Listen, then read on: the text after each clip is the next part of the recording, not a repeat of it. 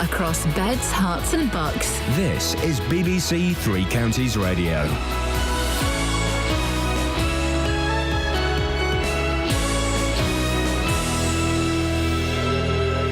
It's 6 o'clock. I'm Simon Oxley. The headlines: police apologise for not attending Luton meeting. 3 arrested after latest car vandalism in High Wycombe. And voice of cricket Richie Benaud dies aged 84. BBC Three Counties Radio. Bedfordshire Police has apologised for not turning up to a meeting which they organised about the problem of prostitution in the Hightown area of Luton. 2 years ago, the Force and Luton Borough Council announced a 5-year strategy to deal with the issue. But Matt Ryan, who's lived in the area for 60 years, says the sex trade is still going on. When residents start complaining, they do something. They come out for a few nights, maybe a week, maybe 2 weeks, depending on how hot it is, and then it just dies down and it comes back straight away.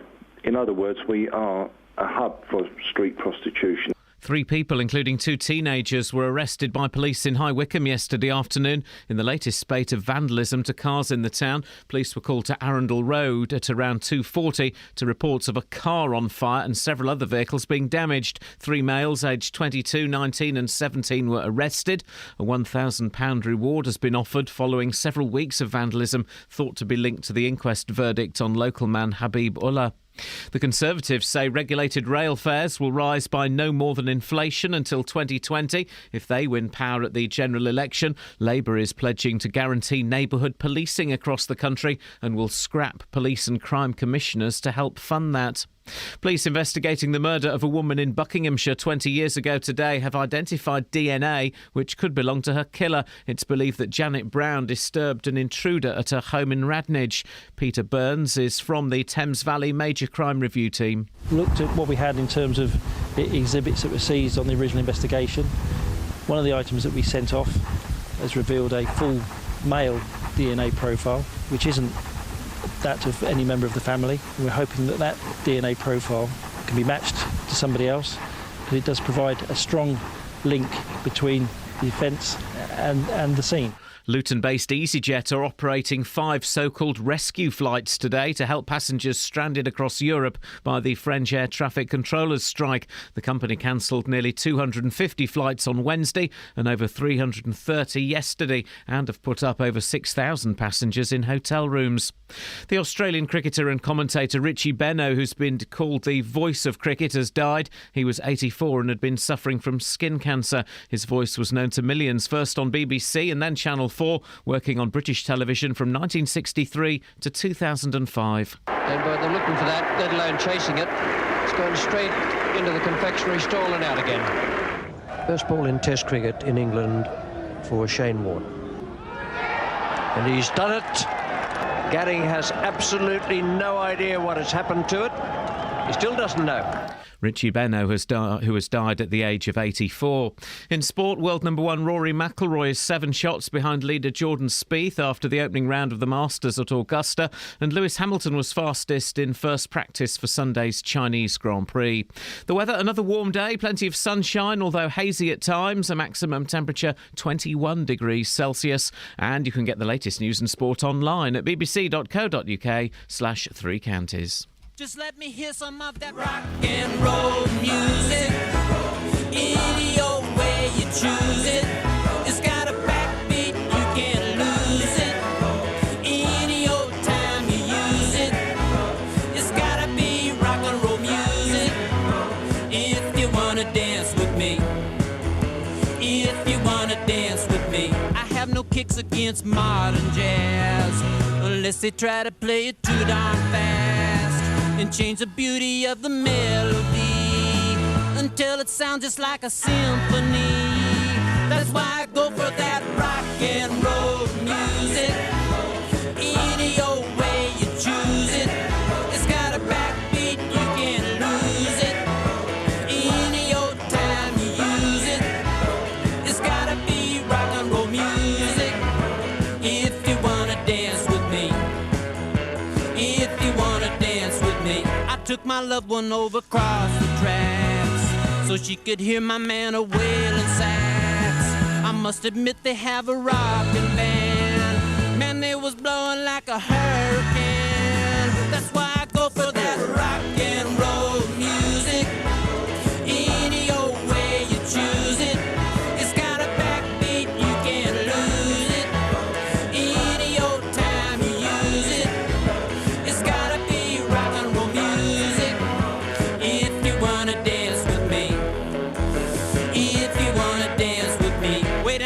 off, they gave a jubilee.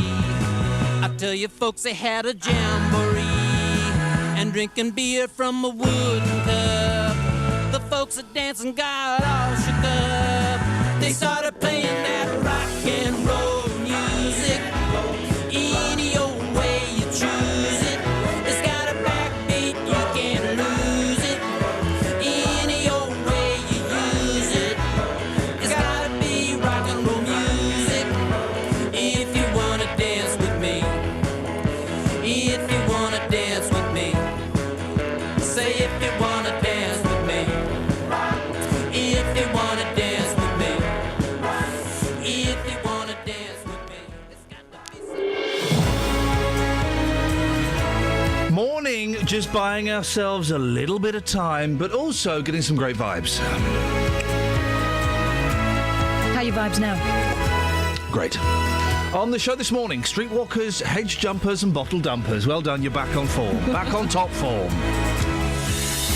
Across beds, hearts and bucks. This is BBC Three Counties Radio. The papers normally come at about 5 o'clock. They've literally only just arrived. Isn't that right, Kelly Betts? I saw you rushing to get them. Yeah, And then you tossed the news in my face. I did. And it went everywhere. So we're kind of going through them now. I've already got some. Hang on a sec. I've got some classics for. Sponsored by papers beginning with the. Oh, hang on. Oh, that's Wally Webb still going. That's He's not having me, okay. holiday. So that's coming up later. I've got some classics. I'm still scratching around here. My favourite one is Young Chums. Oh. It's not a brilliant story, but it's a great headline. Young Chums. Yum chums. Young Chums. Young. Young. Yum. Young. Young Chums. I don't get it. No. Okay, should we do this? Yeah, go You on. ready? Yeah, go on, start. Have you chosen a record for the next song? Yeah, do you want to do that now? No. Okay. But I'm just gonna, you know. This one, right? Ah, I'll man. Put the duck on. What? A2. A2. A2 Brute. Now, back in 2013, Luton Council and Beds Police told us they would get rid of all street prostitution within 5 years. 2 years on, people living in the town's red light district aren't convinced. In fact, they're furious that neither the police or the council turned up to a meeting that they'd called to update residents. Catherine, it seems no one cares anymore. No, it doesn't look great, does it? No one from the council turned up, no one from the police. Only 12 concerned residents turned up to what was supposed to be a meeting of a joint action group on Thursday last week. It was advertised as a chance for people to have their say on what's been going on in Hightown and find out what's going on in the future in Hightown, you know, in line with this 5-year plan. Yeah. But despite waiting for more than 2 hours, residents were left disappointed as no representative from Beds Police failed to appear. Shazad... No representative from Beds Police failed to appear? Sorry. So hang on, there were loads of them there, were there? Sorry. Come on, we're the BBC. It's not wiping your nose. Sorry. Focus. I'm watching you do that. Shazad Kadam, who leads the stop Hightown doing Against Prostitution campaign group, told us it was unbelievable. He said, as a community, we shouldn't have to be doing all the work ourselves, but it seems like we are. We go out into the streets at night regularly, and we've seen him do this. He's the one that filmed a conversation with one of the prostitutes. Yes, he did, didn't he? Yeah. And asked them to move on, but we don't have much success. They feel like they're invulnerable. It's not got better at all. In fact, we feel in many ways that things have got worse for us here. And he also told us that a police officer told him that she felt intimidated at the last meeting, which is the reason he believes she didn't turn up this time. And Hightown residents, what are they saying? Wendy Walker, you'll be speaking to later on, she says there's been no reduction in the number of girls on the street. She says the situation on Dudley Street and New Bedford Road is terrible and chaotic, and cars are nose to tail on Wenlock Street well into the early hours. So it's like a drive-through. Another resident, Rosetta Ryan, says she's been living in the area for 60 years, says any meeting they do have with the police is meaningless as they're just presented with slideshows. And she says it's in the interest of the authorities to contain the problem to Hightown. Are people still having sex in rubbish chutes? We will find out later. The authorities always come back with the reply, lack of resources. The opinion of many residents is this is just an excuse because the authorities want Hightown to remain a hub for street prostitution. Think about it. If where will it go if it's not in Hightown? So where do the decision makers live? They live in places like Harpington, Dunstable, Hitchin, surrounding areas. They don't want the problem to blight the area they live in.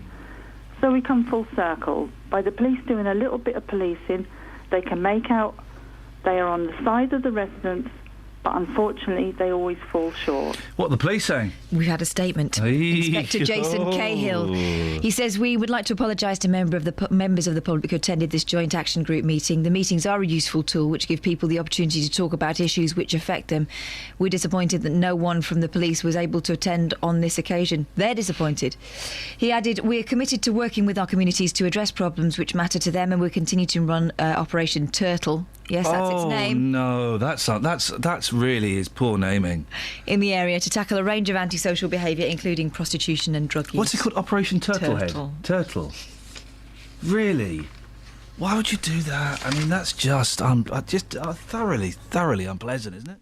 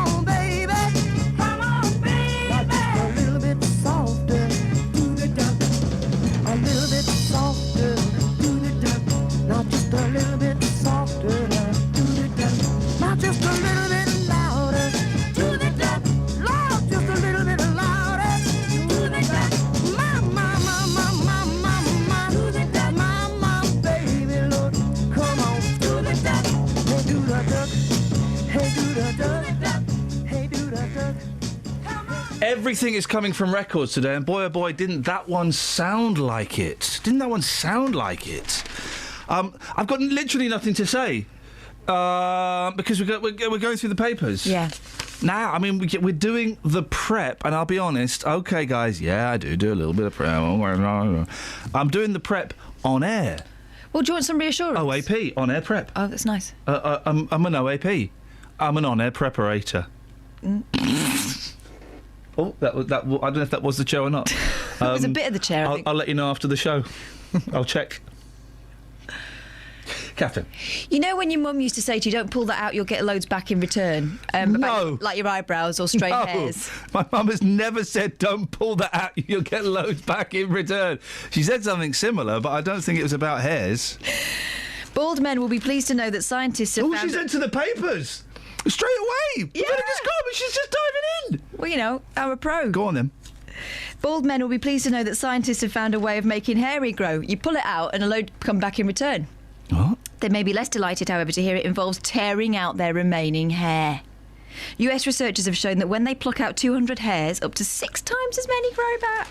So what you're saying is bald men should pull out what little hair they've got because it'll grow back? Apparently. That's insane. Everyone knows you're supposed to get a cow to lick your head. Oh? Didn't I have an argument with Justin about hair once? Probably. OK, thanks. Travel news for beds, cards and bugs. BBC Three Counties Radio. The M25 anti-clockwise is closed between junction 10 for the Wisley interchange and 8 for Reigate, which is causing more mild queues on the approach. It's because a lorry's overturned. Elsewhere in Bushy on the A411 and Elstree Road, there's roadworks going on at Clay Lane, which could cause some delays. And in Buckingham on the A413 London Road, there's temporary traffic lights at the total roundabout, which also might cause some delays as it starts to get busier. It's quite misty looking at the CCTV cameras, so it could cause problems with the visibility this morning. There's no reports of any problems at the moment on the trains. Samantha Bruff, BBC Three Counties Radio. Thank you, Samantha. Tension's running high in the studios here. Just do as you're told. Well, we'll not. Well, you are. You're actually doing it, so that's fine. Stop doing it. Well, yeah, but you'll carry on doing it. You will. These are your headlines. Bedfordshire Police has apologised for not turning up to a meeting which they organised about the problem of prostitution in the Hightown area of Luton. 3 people, including 2 teenagers, were arrested by police in High Wycombe yesterday afternoon in the latest spate of vandalism to cars in the town. And tributes are being paid to cricket commentator Richie Benno, who has died at the age of 84. BBC Three Counties Radio.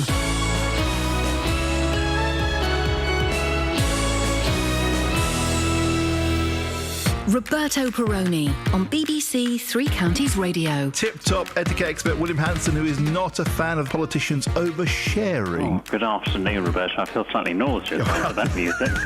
Every weekday from 3. Let's talk to Harriet Harman, the leader of the Labour Party. We've been in Bedford and Cambridge, and we've had very interesting discussions. Let's talk cold callers. Do you have a tried and tested method of getting rid of cold callers? You've got to make up a word before you go on the phone, and so you can fit that word in without them realising the most time. Saying actually helps you feel calmer. Did you believe this, Sharon? Definitely. And since I read that, I've been doing it and I'm well chilled. Roberto Perroni, weekdays from 3 on BBC Three Counties Radio. The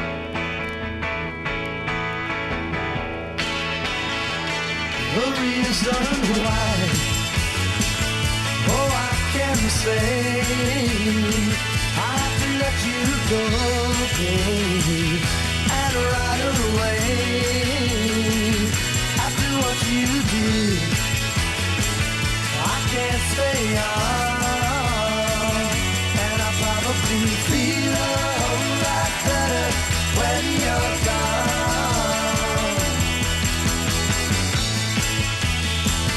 Baby, for a long time, you had me believe that your love was all mine, and that's the way it would be.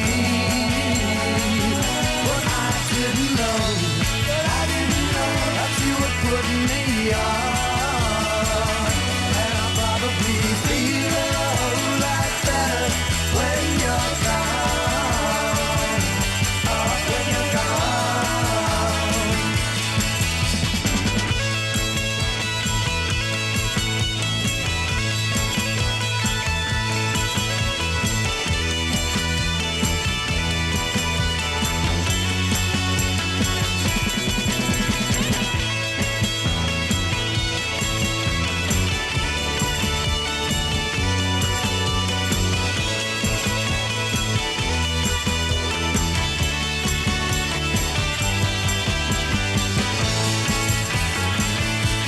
I've got to say that it's not like before, and I'm not gonna play your games anymore. After what you did, I can't stay on, and I probably feel a whole lot better when you're gone. When you're gone, when you're gone, when you're gone. I don't think there's more to that sentence. Thank you, Birds, and thank you, The Birds, the group. Congratulating my team and showing appreciation, and also showing appreciation to one of the most overrated rock groups of all time. So thank you, Birds. You're welcome. And thank you, The Birds. Wow. Just?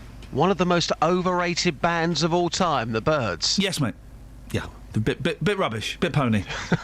Come on. Handful of good songs, the rest... Legendary. They didn't even spell it right. Yeah. Well, you're wrong. Oh, I'm right. No, you're wrong. Right. You're wrong. I'm right. Nope. No, I'm right, Justin. So we'll end it there. Okay. Discussione itzy overa. Seem to be pushing it a bit too much. Latin for this stops here. It's impressive. Thank you very much indeed. I've got a Barry Manilow record and I didn't bring it today, and I'm really annoyed. We're only playing records today, as you know. Oh, Barry Manilow. Barry That's funny, and we're on the same Gary. page. We're on this. I'm so proud of Barry Manilow. I'm proud of him.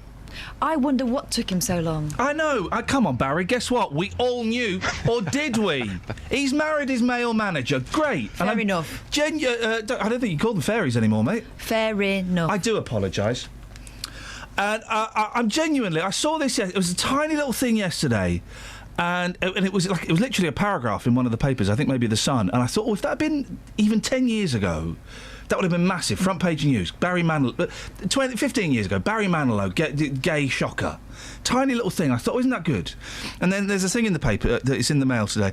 Over the years, there have been whispers that Barry Manilow wasn't quite the ladies' man his legions of female fans believed he was. You don't say? What gave that away? The crushed velvet jackets or the hair? Did he just say what gave that away? She did, I think. Yeah. This. I think he was clearly gay all the way along, wasn't he? Anyway, it seems. So anyway, he had a lunch. I didn't say. I said gave, not gay. Okay. He threw a lunch for his mates, right? And then all his mates said, "Oh, by the way, actually, I'm marrying this guy. Gary. I'm marrying Gary. This guy here." Do you think he's called Gary Manilow now? Well, he better be. Anyway, the reception on social media yesterday was predictable, while others joked that Mandy Manilow's famous ode to a lover should have been called Andy. Oh.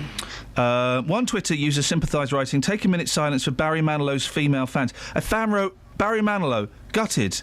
While another Twitter user said, "My mum can't stop crying." One fan, commenting on Manilow's official website, remained in a state of denial, writing, "Barry would not marry a man, and that is definite. He loves ladies." I think he does love ladies because they buy his records. Yeah. But I don't think he loves ladies. He was married to a woman years and years ago, and he tried it. He didn't like it.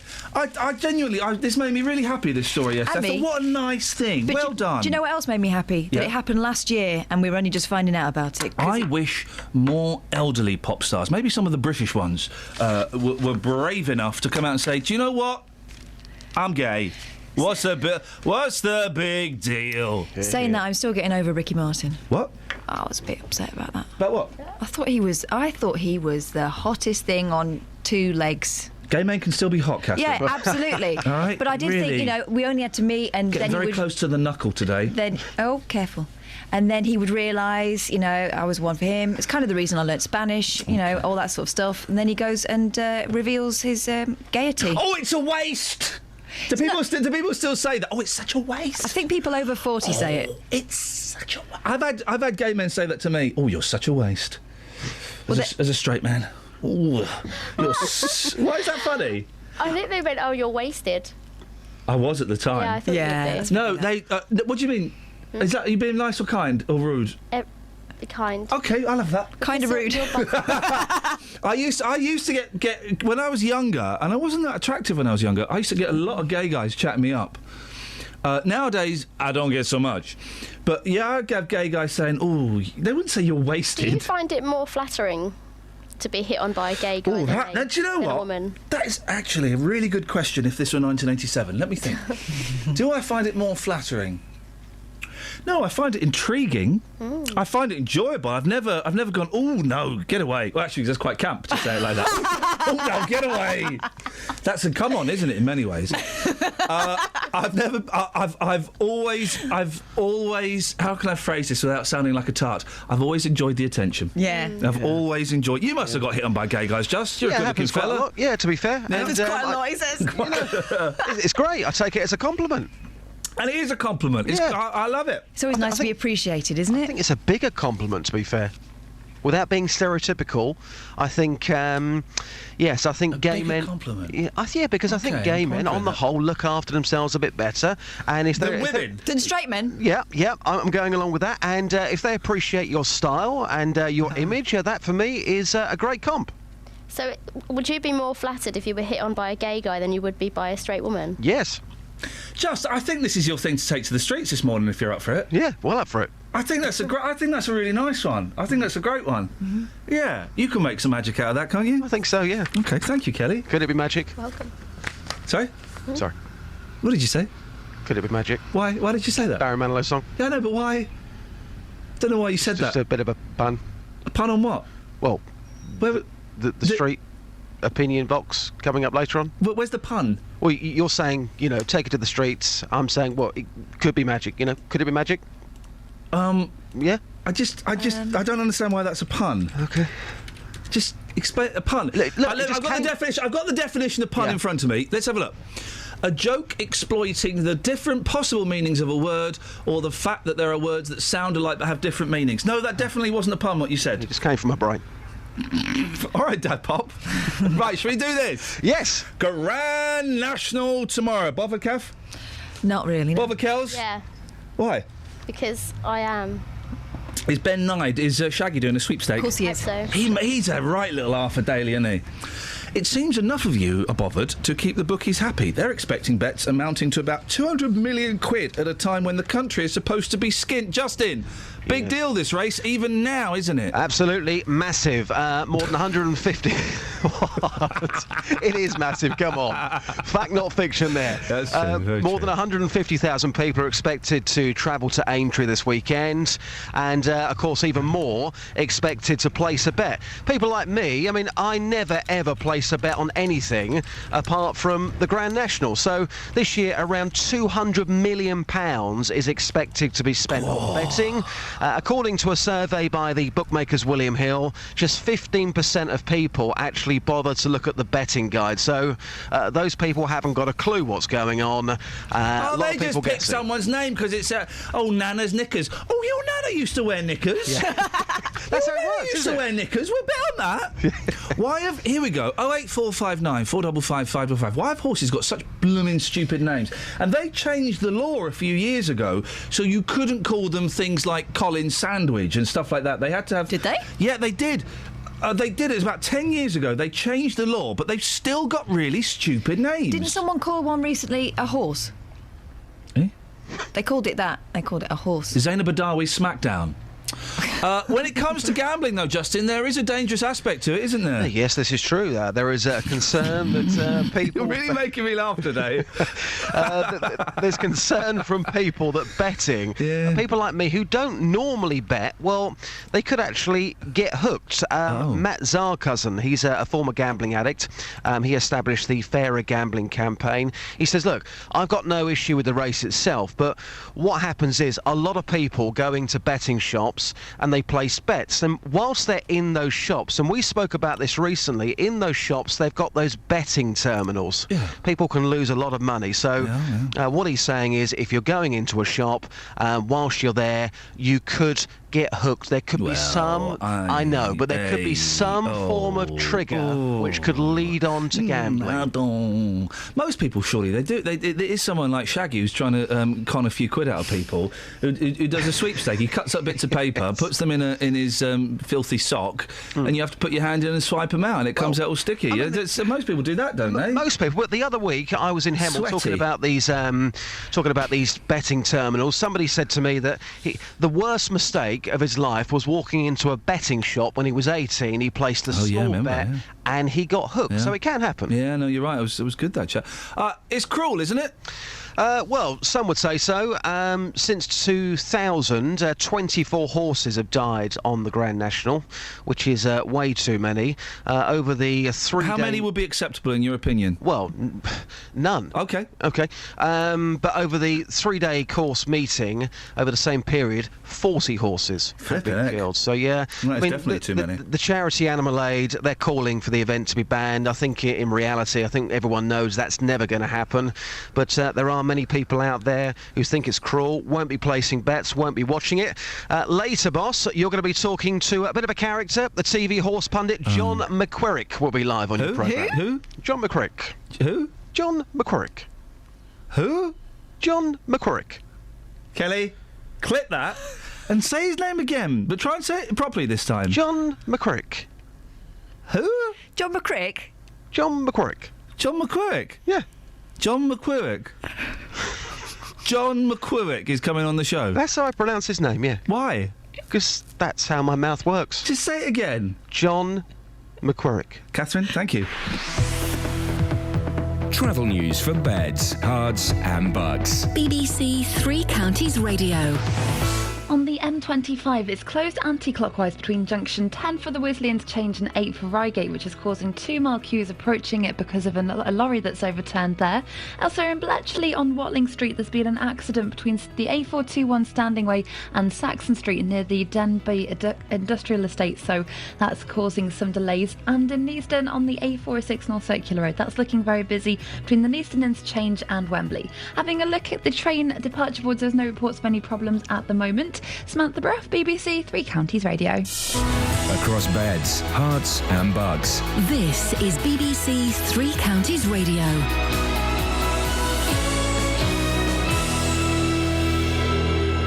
It's 6:30. I'm Simon Oxley. Bedfordshire Police has apologised for not turning up to a meeting which they organised about the problem of prostitution in the Hightown area of Luton. Only 12 residents attended, though. 3 people, including 2 teenagers, were arrested by police in High Wycombe yesterday afternoon in the latest spate of vandalism to cars in the town. And the Australian cricketer and commentator Richie Benaud, who's been called the voice of cricket, has died at the age of 84. Three Counties Sports. BBC Three Counties Radio.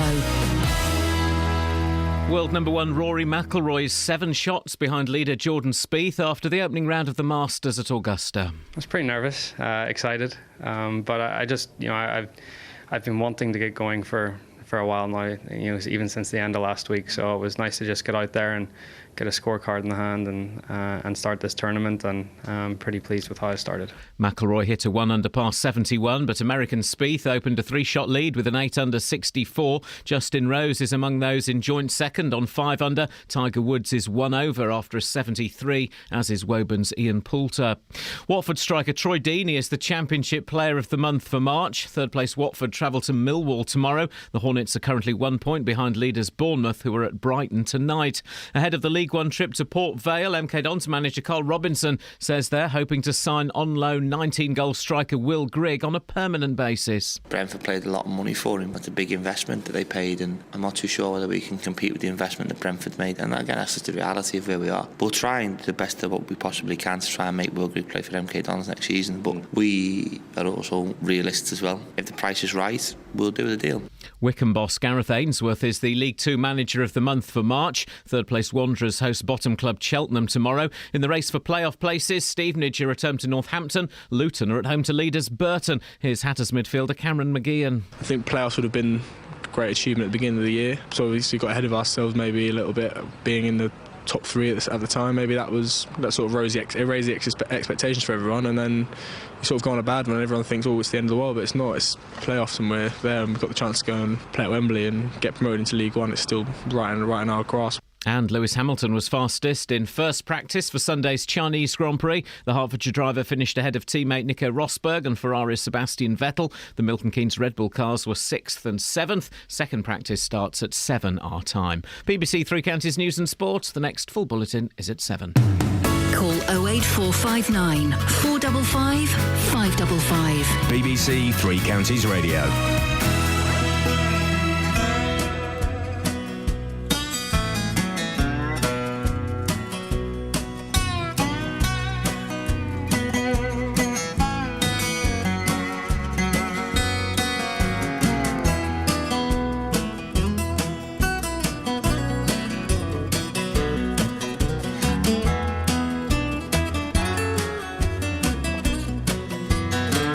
Those memories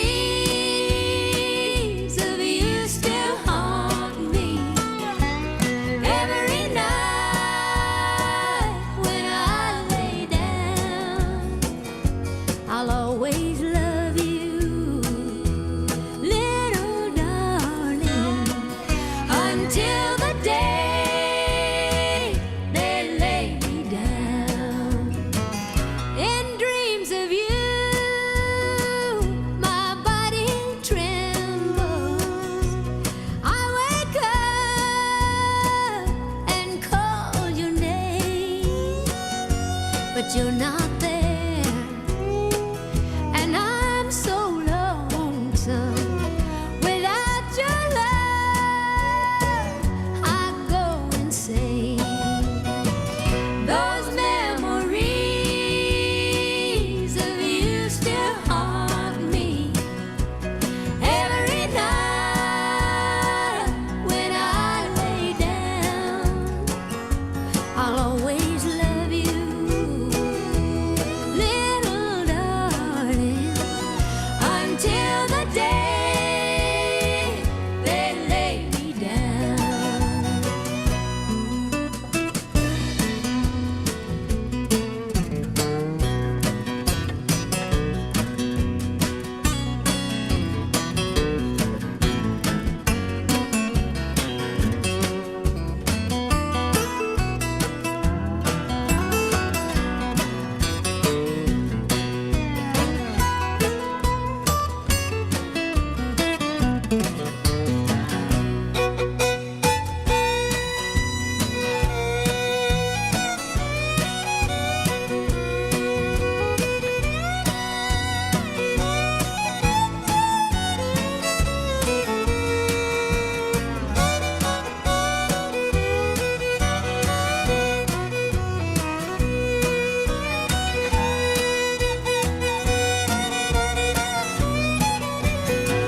I close my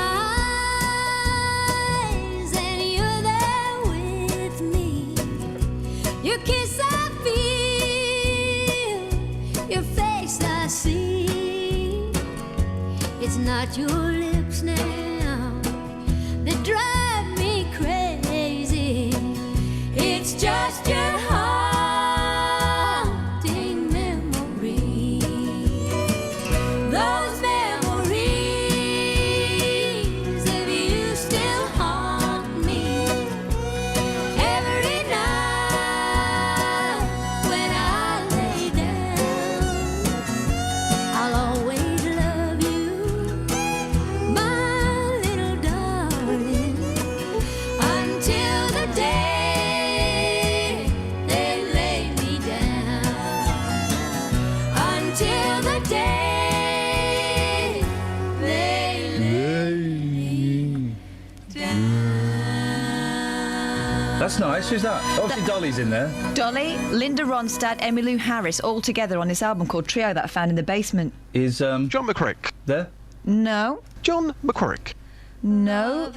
How about John McCrick. no? No. John McCrick. No. John McCrick. John McCrick. John McCrick. John McCrick. Is John McQuirk in it? Yeah, if you want. John McQuirk.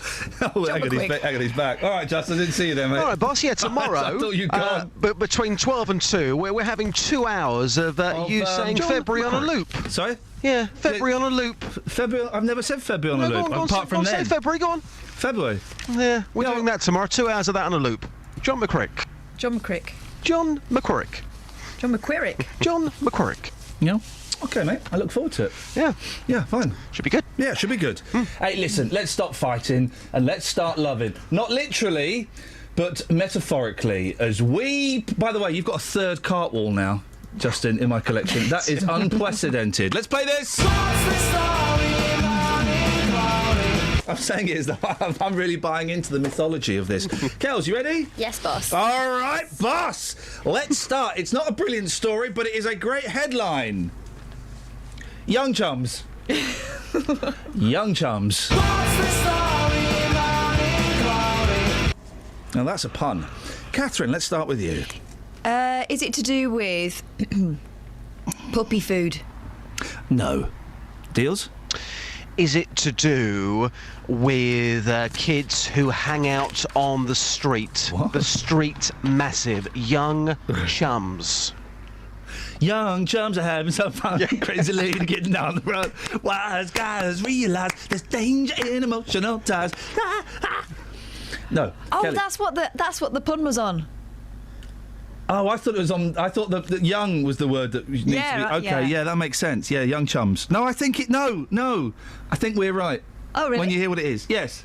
Neil Young No. on a night out in Liverpool with chicks, young chicks. What's that got to do with you? I don't know.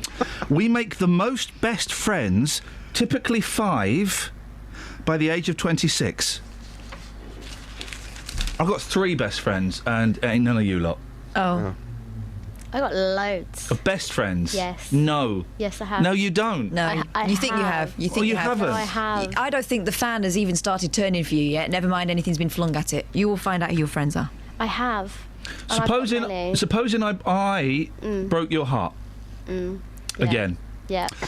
How many of those best friends could you actually go and tell? At least 6. What? At least 6. You tell yeah. 6 people about us. I already have. Oh, you make me want to.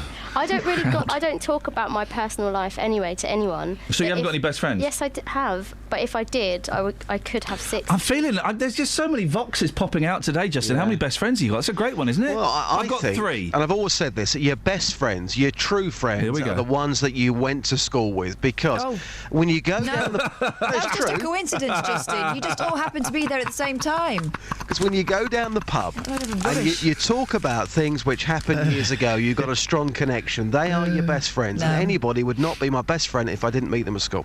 Okay. Is one of your best friends... John McCorrick? No. No? Okay. Maybe that's another Vox you might want to just, keep on the back burner. Blazing paddles. Blazing paddles. We're actually doing a feature now, and it's stopped being ironic. It's actually been a way to fill time. Kelly Betts, Blazing Paddles. Is it about a little boat that's on fire? You would think so, wouldn't Yeah, you? I'm going to give you a clue, Justin. Blaze. I've got this one, by the way. Oh, well, then I won't give you the clue. Okay.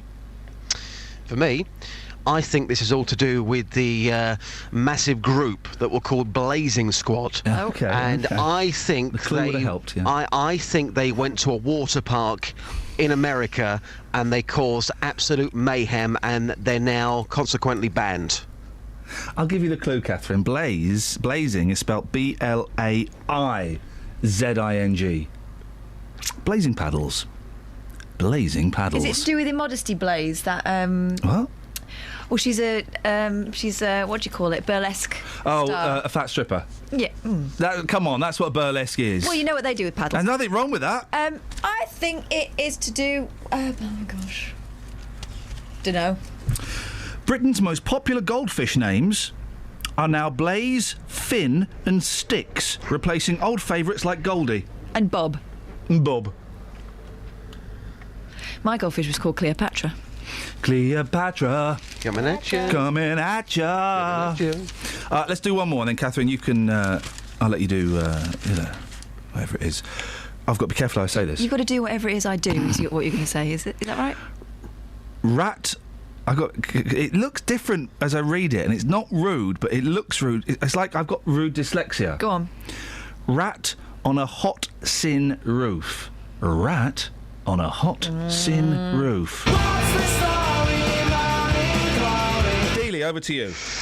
I think this is about a naughty geezer who has been caught with another lady, and the only way out was out of the window and onto the roof. Yeah. It's good. It's not quite there. Catherine, can you finesse Dealey's rough edges? Right, okay. No, I was going to say that, and with the addition of in his pants. Can you clip Catherine saying in his pants, please? Yes. And what would you like to say, Kelly? Is it actually about an actual rat? Who's he's cheated on Minnie Mouse, and that's cross species, and that's wrong. Hey, listen, I don't see species. Well, rats and mice do. Listen, if rats and mice want to get it on... Have you seen the size of a rat? That's not fair. All right, 1960s Cockney dad. But guess who's coming to dinner? A rat called Sidney Poitier. Yeah, it's the same thing. He's the rat in this it's scenario, the same thing all over again, mate. The same thing. Basic. No. A roofing boss was exposed as a love rat on his company website after his fuming ex hijacked it. Oh. Lisa Morgan, 40, who set the site up for the Romeo, doctored its pages after giving him the boot. Visitors to Top of the World Roofing are told owner Sean Mead, 45, had been dumped.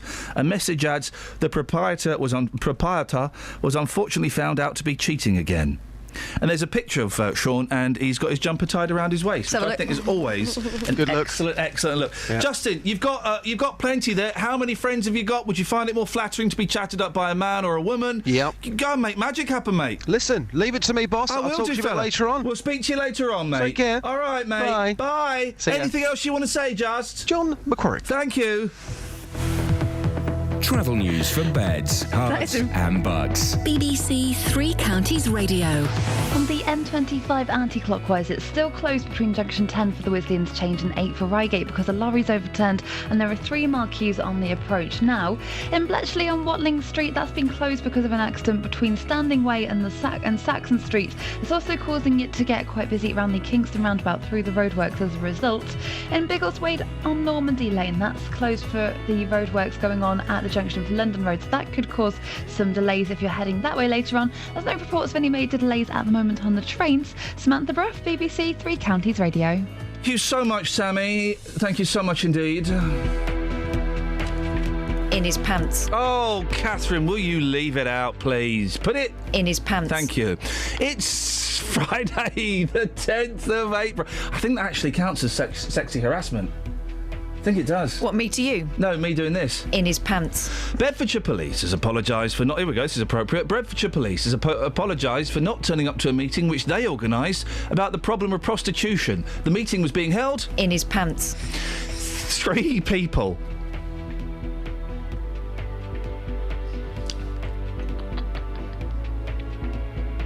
3 people, including 2 teenagers, were arrested by police in High Wycombe yesterday afternoon in the latest spate of vandalism to cars in the town. One gentleman was caught... in his pants.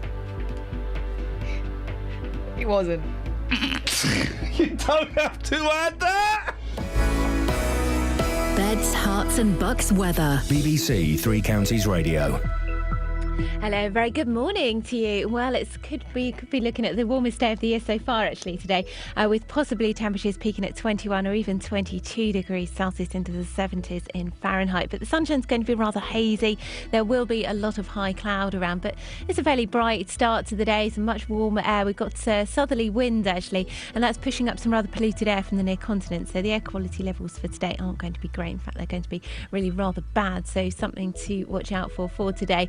The breeze will be picking up through the course of the day, feeling very warm, as I said, with some very high temperatures this afternoon, but it is all change overnight. So a mild night to come. We'll see overnight lows of probably only around 8 or 9 degrees, and then we'll get a few spits and spots of rain into Saturday morning. This is a cold front coming through, and it's going to bring behind it some much cooler, fresher air for Saturday and for the rest of the weekend, actually. But it's not to say we'll see no sunshine, because there will be some. Just quite a cloudy start on Saturday with a few spots of rain, and then the sun will be out again in the afternoon. It will feel really quite lovely, I think, but we'll have lost a good few degrees in terms of temperatures, highs of 14 or 15 degrees Celsius. Sunday morning, again, nice sunny start, but things clouding over into the afternoon, a few dribs and drabs of rain perhaps, but generally looking fine and dry into next week as pressure builds again. We could be looking at temperatures into the 20s once more by Wednesday. That's the forecast. In his pants. Hi, I'm Chris Martin from Coldplay. My favourite BBC programmes growing up... Nah, not on this show, mate. Nah, not on this show. Not on this show, mate. I'm not having that, Kelly, and I know you'll object. You'll think, oh, Chris Martin, give me a big kiss. I like Chris Martin when he's in his pants. But no, I'm not having him on my show, mate. I'm sorry, and I don't care if that upsets you. No, I'm standing firm. I'm standing tall. Really don't Actually, I'm standing erect. Look how tall I am when I stand like this. Yeah, can you sit down? Okay, thank you very much indeed. Should we have someone? Sorry? Let's have a song. Oh, this is nice. I know you don't know what I'm going through. Standing here looking at you. Well, let me tell you that it hurts so bad. It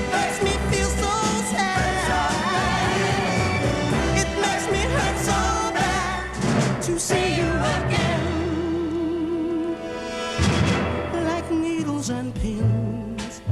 People say you've been making out okay. She's in love, don't stand in her way. But let me tell you that it hurts so bad. It makes me feel so sad. It's gonna hurt so bad if you walk away. Why don't you stay and let me make it up to you? I'll do anything you want me to. You loved me before, please love me again. I can't let you go back to him. Please don't go, please don't go. Hurts so bad. Come back, it hurts so bad. Don't make it hurt so bad. I'm begging you, please. Please don't go, please don't go. Now, this is another record I stole from downstairs. Little Anthony and the Imperials, Hurt So Bad, written by Bobby Hart, who wrote the Monkees theme. He may be coming on the show at some point. He's got a book coming out. I may get him on. And they're brilliant. He sings like a girl. Here we go. 08459 455 555. Male singers that sing like girls. Freddie Mercury. He sang like a girl at times. Yeah, I've got one. Brian Wilson sang like a girl. The fella that sang Old Carol. Sedaka. Sedaka Neil sounds Sedaka. just like a woman. Neil Solita. Sometimes Boy George. Before he got No, really well, he smoky. looked like a woman. No, it's before he got really smoky, he sounded like a woman. He looked like a woman. I remember his first appearance on Top of the Pops, and the whole nation was tricked, weren't they? And they thought that he was a hot girl. But my dad was working at the BBC that night that Top of the Pops was on, and he said that all the cameramen, you know, were like, "Whoa, look at that." And they found out it was a gay. A gay. They found out it was, they used stronger language back then. I'm When sure was they that? did. 1982, I'm guessing. And they were all. But yeah, okay. So I like this one. 81333. Start your text 3CR. Male singers that sing like women. Gene Pitney. No. Yeah, a bit. No, mate. Yeah. What are you talking about? No. Yeah. What are you talking about? Yeah. Really? Yeah. You are having a right old Royal Rumble in the jungle. Kels? I was just on the phone to Australia. Oh, yeah? Yeah. Oh, have we? Yeah. Is he? What? What are you saying? Is FJD coming on? No. Don't tease me like that. I was hoping. In his pants. Yeah, he'd be doing that. Hey. That was the end of my story. Oh, great story, mate. Thank you. So I apologise. I've got the start of a different story. Go on, what song do you want from this? I don't know, but you pick one. Oh, it would probably be the theme tune, because I love it, but go on. Driver watching Lord of the Rings DVD. Guess what this one's about? Oh, this is... I saw this. This is a great story. Right, there's having a sneaky look at your phone, and there's watching a very long film and part of a trilogy. You kind of wonder whether he would have watched the next one. A van driver was stopped by police yesterday while apparently watching a Lord of the Rings DVD at the wheel on Britain's busiest motorway. You plum. The man in his 30s is thought to have been viewing the film on a portable player mounted on the dashboard. So, I mean, I would suggest if he's gone to the trouble of mounting it on the dashboard, he's got previous for this. Never mount on the dashboard. Of his blue Ford Transit when officers pulled him over on the M25 near Cobham. Surrey Roads Police wrote on Twitter, "We just stopped a Lord of the Rings fan. Watching it on DVD whilst driving is not good."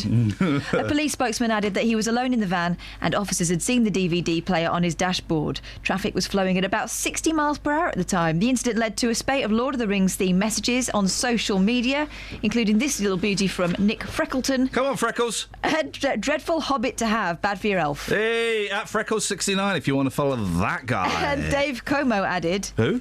"Where did you stop them? Don't say Mordor." I told you I was being driven from Manchester to Birmingham once in a minibus, and the driver was watching Shania Twain live in concert. Gosh. On the DVD player. I mean, the fact that he was watching Shania Twain live in concert is one thing. Yeah, he was obsessed with Shania Twain. I've never met anybody... I mean, I like Shania Twain. I think Still the One is one of the most beautiful songs of all time. What a great song. And the other ones, they're silly, but I kind of like that. You know, don't impress me. A bit of fun, aren't they? Yeah, a little bit of fun. And I think she's beautiful. But I've never met... He's the only person I've ever met obsessed with Shania Twain. It's like being obsessed with Anastasia, isn't it? or obsessed with mayonnaise. It's like, it's nice, but to be obsessed with it? Obsessed with Samantha Mumba. Obsessed with, I can't think of the woman's name. The woman who loads of people keep telling me she does car boot sales now. My mum? No, don't. Just give me a second. It don't matter. Kim Wilde? No. Sozzled Josh Darnborough passed out at a party and woke up with a tattoo on his back saying, "If found face down, call an ambulance." Pal? Oh, yeah, right, of course he was. Rob, you like that one, don't you, Kels? Yeah, that's the kind of thing that you would do. It's a funny gag, isn't it? Permanent funny gag. It's not, putting a bit of lippy on, or, human buckaroo. Yeah, human buckaroo. That's fun. A tattoo, that is physical How abuse. didn't he wake up? He was sozzled. Yeah, but still. While they were maiming it's him. It's a feature that I constantly run. Words that are only used in newspapers or in the media. Sozzled. Oh, I was so sozzled last night. Romp. I was so sozzled that a pal romped with me. I'm clipping that. In his pants. Pal Rob Gaskell inked the words in revenge after Josh made a bad job of a tattoo on his leg 2 years ago. But the support workers, both 24, say they're still mates and have now had their unwanted tats lasered off. Support workers? What kind of support? Rob of Mossley, Greater Manchester, it's your guys, used the DIY tattoo kit. DIY tattoo kit. He said, the opportunity presented itself and I could not resist. I didn't feel guilty as I'd had a few drinks, but I was quite remorseful later. Now then. Forgiving Josh said, aye, it was a practical joke. Sorry, I was supposed to...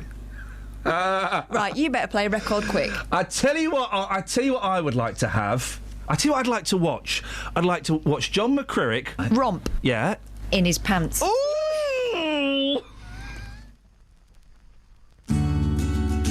Good times for a change. See, the luck I've had can make a good man turn bad.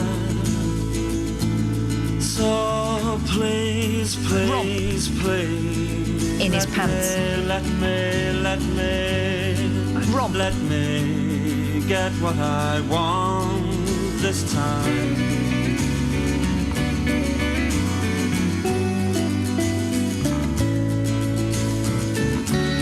Haven't had a dream in a long time. See, the life I've had can make a good man bad.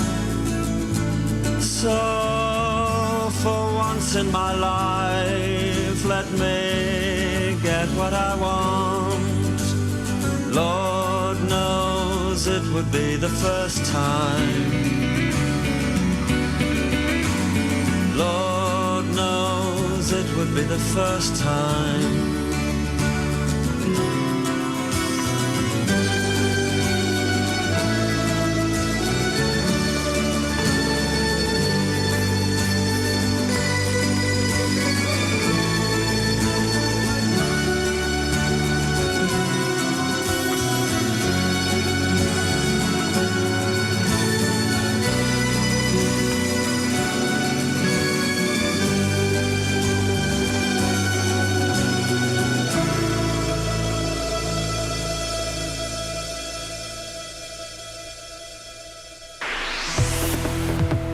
Travel news for beds, cards and bugs. BBC Three Counties Radio. On the M1 southbound, we've just had reports that there's a lorry on fire at junction 14 for Milton Keynes, which is blocking a lane. On the M25 anti-clockwise, it's closed between junction 10 for the Wisley interchange and 8 for Reigate, which is causing delays now from junction 11 for Chertsey. And in Bricketwood on the North Orbit Road, that's starting to look very heavy at the M25 junction 21A roundabout. In Bletchley, Watling Street is closed because of an accident between Standing Way and Saxon Street.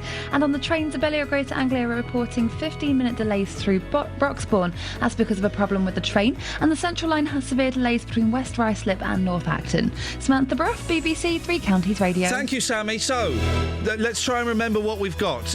If you're a bloke, is it more flattering to be chatted up by a gay man than a girl? How many best friends have you got? Oh, yeah. And male singers, what do sing like girls? We'll talk after this. Here's the news. Local and vocal across Beds, Herts and Bucks. This is BBC Three Counties Radio.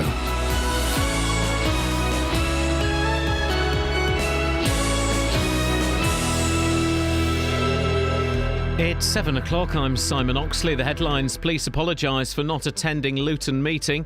3 arrested in latest Wickham vandalism. And voice of cricket Richie Benno dies aged 84. BBC Three Counties Radio. Bedfordshire Police has apologised for not turning up to a meeting which they organised about the problem of prostitution in the Hightown area of Luton. Only 12 residents attended. 2 years ago, the Force and Luton Borough Council has announced a 5-year strategy to deal with the issue. Matt Ryan, who's lived in the area for 60 years, says the sex trade is still going on. When residents start complaining, they do something. They come out for a few nights, maybe a week, maybe 2 weeks, depending on how hot it is, and then it just dies down and it comes back straight away. In other words, we are a hub for street prostitution. 3 people, including 2 teenagers, were arrested by police in High Wycombe yesterday afternoon in the latest spate of vandalism to cars in the town. Police were called to Arundel Road at around 2:40 to reports of a car on fire and several other vehicles being damaged. 3 males aged 22, 19 and 17 were arrested. A £1,000 reward has been offered following several weeks of vandalism thought to be linked to the inquest verdict on local man Habib Ullah. The Conservatives say regulated rail fares will rise by no more than inflation until 2020 if they win power at the general election. Labour is pledging to guarantee neighbourhood policing across the country and will scrap police and crime commissioners to help fund that. Police investigating the murder of a woman in Buckinghamshire 20 years ago today have identified DNA which could belong to her killer. It's believed that Janet Brown disturbed an intruder at her home in Radnage. Her daughter Roxanne has made a new appeal for information. Our mum's murder was planned and brutal, and the horror of her death stays with us every day. She was attacked and killed in our family home, a place where we should all be safe. There is new DNA evidence which will help Thames Valley Police bring the killer to justice, but we need your help to find them. She was a kind and loving person, and her death broke our hearts. Luton-based EasyJet are operating 5 so-called rescue flights today to help passengers stranded across Europe by the French air traffic controllers' strike. The company cancelled nearly 250 flights on Wednesday and over 330 yesterday, and have put up over 6,000 passengers in hotel rooms. The Australian cricketer and commentator Richie Benno, who's been called the voice of cricket, has died. He was 84 and had been suffering from skin cancer. His voice was known to millions, first on BBC and then Channel 4, working on British television from 1963 to 2005. They're looking for that, let alone chasing it. It's gone straight into the confectionery stall and out again. First ball in Test cricket in England for Shane Warne. And he's done it. Gary has absolutely no idea what has happened to it. He still doesn't know. Richie Benno, who has died at the age of 84. In sport, world number 1 Rory McIlroy is 7 shots behind the leader Jordan Spieth after the opening round of the Masters at Augusta. And the Watford striker Troy Deeney is the Championship Player of the Month for March. Wycombe boss Gareth Ainsworth is the League 2 Manager of the Month. The weather, another warm day with plenty of sunshine, although hazy at times. A maximum temperature 21 degrees Celsius. And you can get the latest news and sport online at bbc.co.uk/3 counties. Thank you, Simon. Morning, Iain Lee, BBC Three Counties Radio. Busy show for a Friday. Man, my eyes are stinging. Stinging eyes. Stinging eyes. So what have we got? We got some newsy stuff coming up, but let's be honest, you're not interested in that. I listened to another BBC local radio breakfast show yesterday, bits of it. It was all right. It was all right. I've got to say, I'm not going to big myself up. That's up to you, but you know, you go and have a little listen and see whether, you know. I heard their roving reporter. Bless you. Let's just say we're very lucky to have Justin. We're very lucky. Bless you. We're very lucky to have Justin Dealey on this show. We are. Very, very. I mean, no one else would take him, so we're not literally lucky to have him. If you sneeze one more time... Oh, stop it. We're not literally lucky to have him. It's a contractual obligation. I think he comes with the station, doesn't he? He was here when the station was built. But this guy on this other place... Oh, it was... Right, that's it. Oh, no, don't come in. He's actually going to come in. Why? Don't put the chair by the door. I can't have sneezing. Will you stop sneezing? I'm trying to do the intro. Stop sneezing. Stop sneezing. Ow. Nice move with the chair. Thanks. He's so unprofessional. Why can't he just do the intro? Sorry, guys. Just had to go off mic for a second there. Sorry. That's why you heard extended piece of music. There's a little emergency I had to deal with. Across beds, hearts and bucks. This is BBC Three Counties Radio. Okay. So, guys that sing like girls. Sorry? Prince. What? Oh, yeah, good one. Guys that sing like girls. Prince is a good one. Claire suggests Prince and also Charles and Eddie. I'm not sure which. They probably both. What song did they do? Me and the air can kiss me. Oh, yeah. Okay, I don't know. That's not helped in the slightest. Snuffers says men who sing like women. Tom Jones. I think I may know different women to you. Snuffers. Michael Jackson when he was younger. Yeah. Right, girl. Michael Jackson was a right little girl. When he was younger, he was a child. Yeah, but when he was older, he sounded very soft. So, lots of policies are being announced, okay? And one of the policies that's been announced is to help adult children move out of their homes. In London, isn't it? Adult children? That's the weirdest image I've ever heard in my life. Adult children? Oh, but I would say... So that's like blokes in their 40s that wear school uniforms. Those perverts. Does he mean perverts? No. Adult children. Me. Exactly. What, tiny people with squeaky voices? Yes. Oh, hang on, There's a that's lot of another wisdom. phone in, isn't it? Adult children.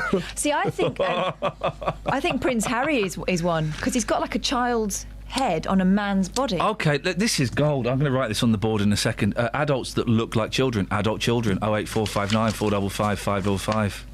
Is it still half term next week? No. Thank God. Right. Bedfordshire Police have apologised for not turning up to a meeting which they and Luton Borough Council called to discuss efforts to tackle street prostitution in Hightown. 2 years ago, they made a promise to clean up the streets of Luton within 5 years. Critics suggested this was impossible and they'd simply be moving the problem around. Well, Shazad Kadam leads the Hightown Against Prostitution campaign. Morning, Shazad. Good morning, Ian. So this meeting last night, hardly anyone turned up, Shazad. No one seems to care anymore. Well, I think we were trying to fool ourselves that someone did care. The meeting was actually was supposed to happen last week, Thursday, and none of the partners attended at all. It was just the residents. And, we've always knew, well, we didn't know this, but in the back of our mind, we always had this doubt. They've left it here for 20 years. But then hardly any of the residents turned up, Shazad. There were a dozen people there. Well, the thing is, most residents are afraid to come out and be seen talking to the police and be seen talking to the councillors regarding this issue. But you've had you've had better attended meetings than this, Shazad. But people are obviously just not getting bothered about it anymore, are they? No, they are bothered. They're really bothered. People are afraid, but a lot of people, some people, just pack up their bags and leave.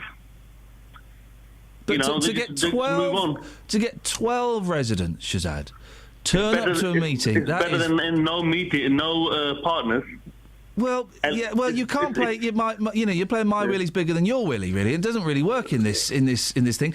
If people in the area are so upset, and we'll get onto the police and the council in a minute. Don't worry, I'm not going to give you a completely rough ride. But if only 12 residents could be bothered to turn up, doesn't that say to you, Shazad, they're bored of it? It shows that there are vulnerable people who are afraid to come out and speak to residents. But when they have been in previous meetings and the partners and the police have made promises for the last 25 years. These people are, either they're just fed up with hearing the same promises. Given up. So they've given up. Well, that could be, that could be reason they have given up, and you know what?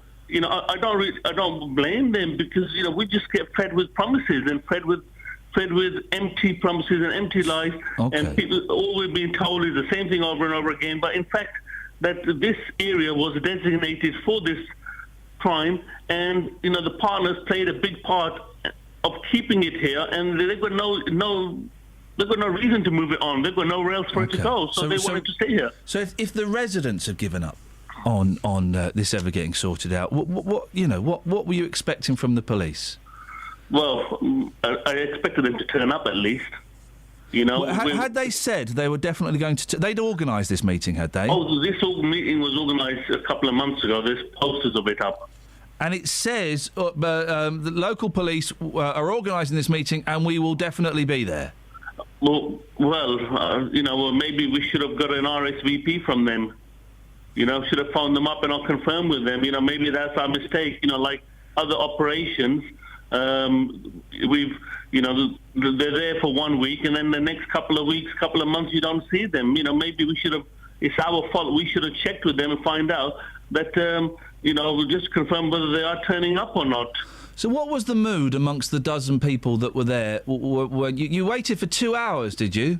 Well, unfortunately, we did, and we just thought maybe. It was an error on someone on the time. Someone forgot to wake up on time in the morning, and maybe we'll give them the benefit of the doubt. It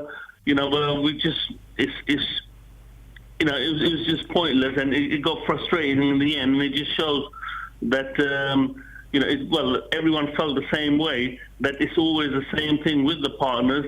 That they just tell us something just to keep us quiet for a little while, and just to.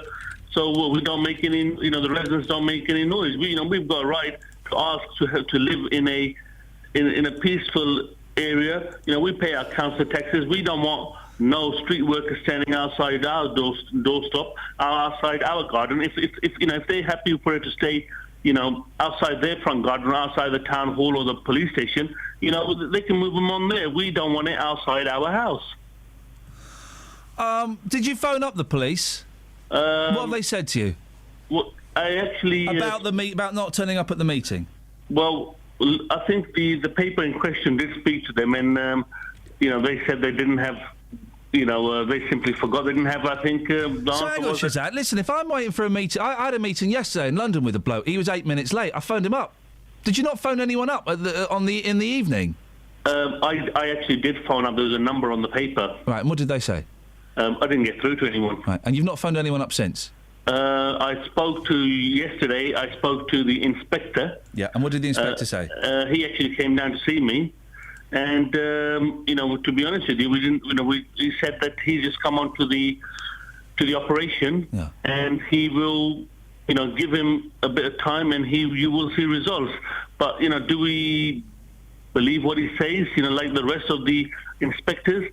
Do we, just keep quiet and do as we're told, and just wait for results like the last 20 years, or do we actually do something about it? We're only 2 years, just over 2 years into the 5-year plan, so there's still plenty of time to go if we believe what they said about it taking 5 years. Well, if other areas can do it in 18 months, don't you think that it was an easy way out for them just to quieten the residents out? Just say, look, that's an easy excuse, isn't it? 18 months, though, is 18 months. The resources. Shazad, 18 months, that's short-termism, though, isn't it? Because to do it in 18 months, it just means all the prostitutes and the drug dealers get pushed 2 miles that way. If you want to have a sustained thing where you are encouraging people to stop living this lifestyle of having to deal drugs, having to sell their bodies, that's going to take longer. Other towns can do it, why can't Luton do it? Well, because that's short-termism. That's not solving the problem. That's just pushing the problem into... They've solved the problem. Well, no, they've just moved... Have you spoken to Ipswich? What? So they've completely got rid of prostitution in Ipswich from that area, and they've just from that area exactly, Shazad, and they've just moved it to another area. If it's outside your house, are you bothered where it goes? Yes, I am, mate. Well, if you wouldn't move it on from your doorstep? What? So you it's want it, you want to move it. You don't want it outside your doorstep. That's like there's a dog poo outside my doorstep, and I just brush it 2 doors down, so my next door neighbour's got to worry about stepping in it. You make sure that dog don't come to your doorstep anymore, mate. And how do you do that? Well, you tell me. You know, the people which are the partners which are there, they're getting paid to protect the residents of Luton. They're getting paid to protect the residents of Luton, which is why a short-termism plan of just moving it 2 miles down the road, moving it to 2 streets along, that isn't the solution, is it, Shazad? We've never said that we want to move. Now, you literally just said, Shazad, you literally just said it then. You literally just said it. We want it moved away from our doorstep. Yeah, we don't want it moved outside. We don't. It can go to industries. It can go wherever it wants. We just don't want it on our doorstep. So you've just said it then. You've literally just said it. You can move it wherever you want. We don't want it outside our doorstep. I never said outside. No, I don't want it. I'm not saying I want it outside your doorstep, do I? I don't care where it goes. No, you don't care. It could be my doorstep. It could be my mum's doorstep. It could be my kid's doorstep. It could be my mate's doorstep. Maybe then you'll know how the residents feel. But that's Shazad. That's not the way to feel about it. Yeah, okay. Well, when you have it 30 years outside your doorstep, how must are you be supposed tired. to feel? Exactly. I'm talking about the prostitutes. Well, there's a new academy running, I think, in Hightown somewhere. A prostitute and one academy. On Road. Well, hang on, Shazad. Hang on. Now you took. There's a prostitute academy running up. Well, there must be, isn't there? If there's 2 new ones coming along all the time. Do you not feel sorry for those girls? So, you know what, Ian? I've spoken to a few of them, and you know what I've got? Answers I've got back from them. It's none of your business, and we choose to do this, right? It's easy money. So you don't feel sorry for the girls that have to sell their bodies? No, there are vulnerable ones out there. There are genuine ones, but some of them are just using the system because they know they can get away with it. They're using the system just because they don't want to work and easy money. It must be so easy, Shazad, having to have sex with loads of random, horrible, fat, sweaty blokes. I wouldn't know. I wouldn't know, Ian. I'm sure you wouldn't. Shazad, listen, it's always good to talk to you. Thank you. Shazad Kadam leads the Hightown Against Prostitution campaign. Travel news for beds, cards and bugs. BBC Three Counties Radio. On the M25 anti-clockwise, it's still closed between junction 10 for the Wisley interchange and 8 for Reigate because a lorry overturned. It's causing queues from junction 11 for Chertsey. And on the M1 southbound, there's reports that a lane's been blocked at junction 14 for Milton Keynes because a lorry's on fire.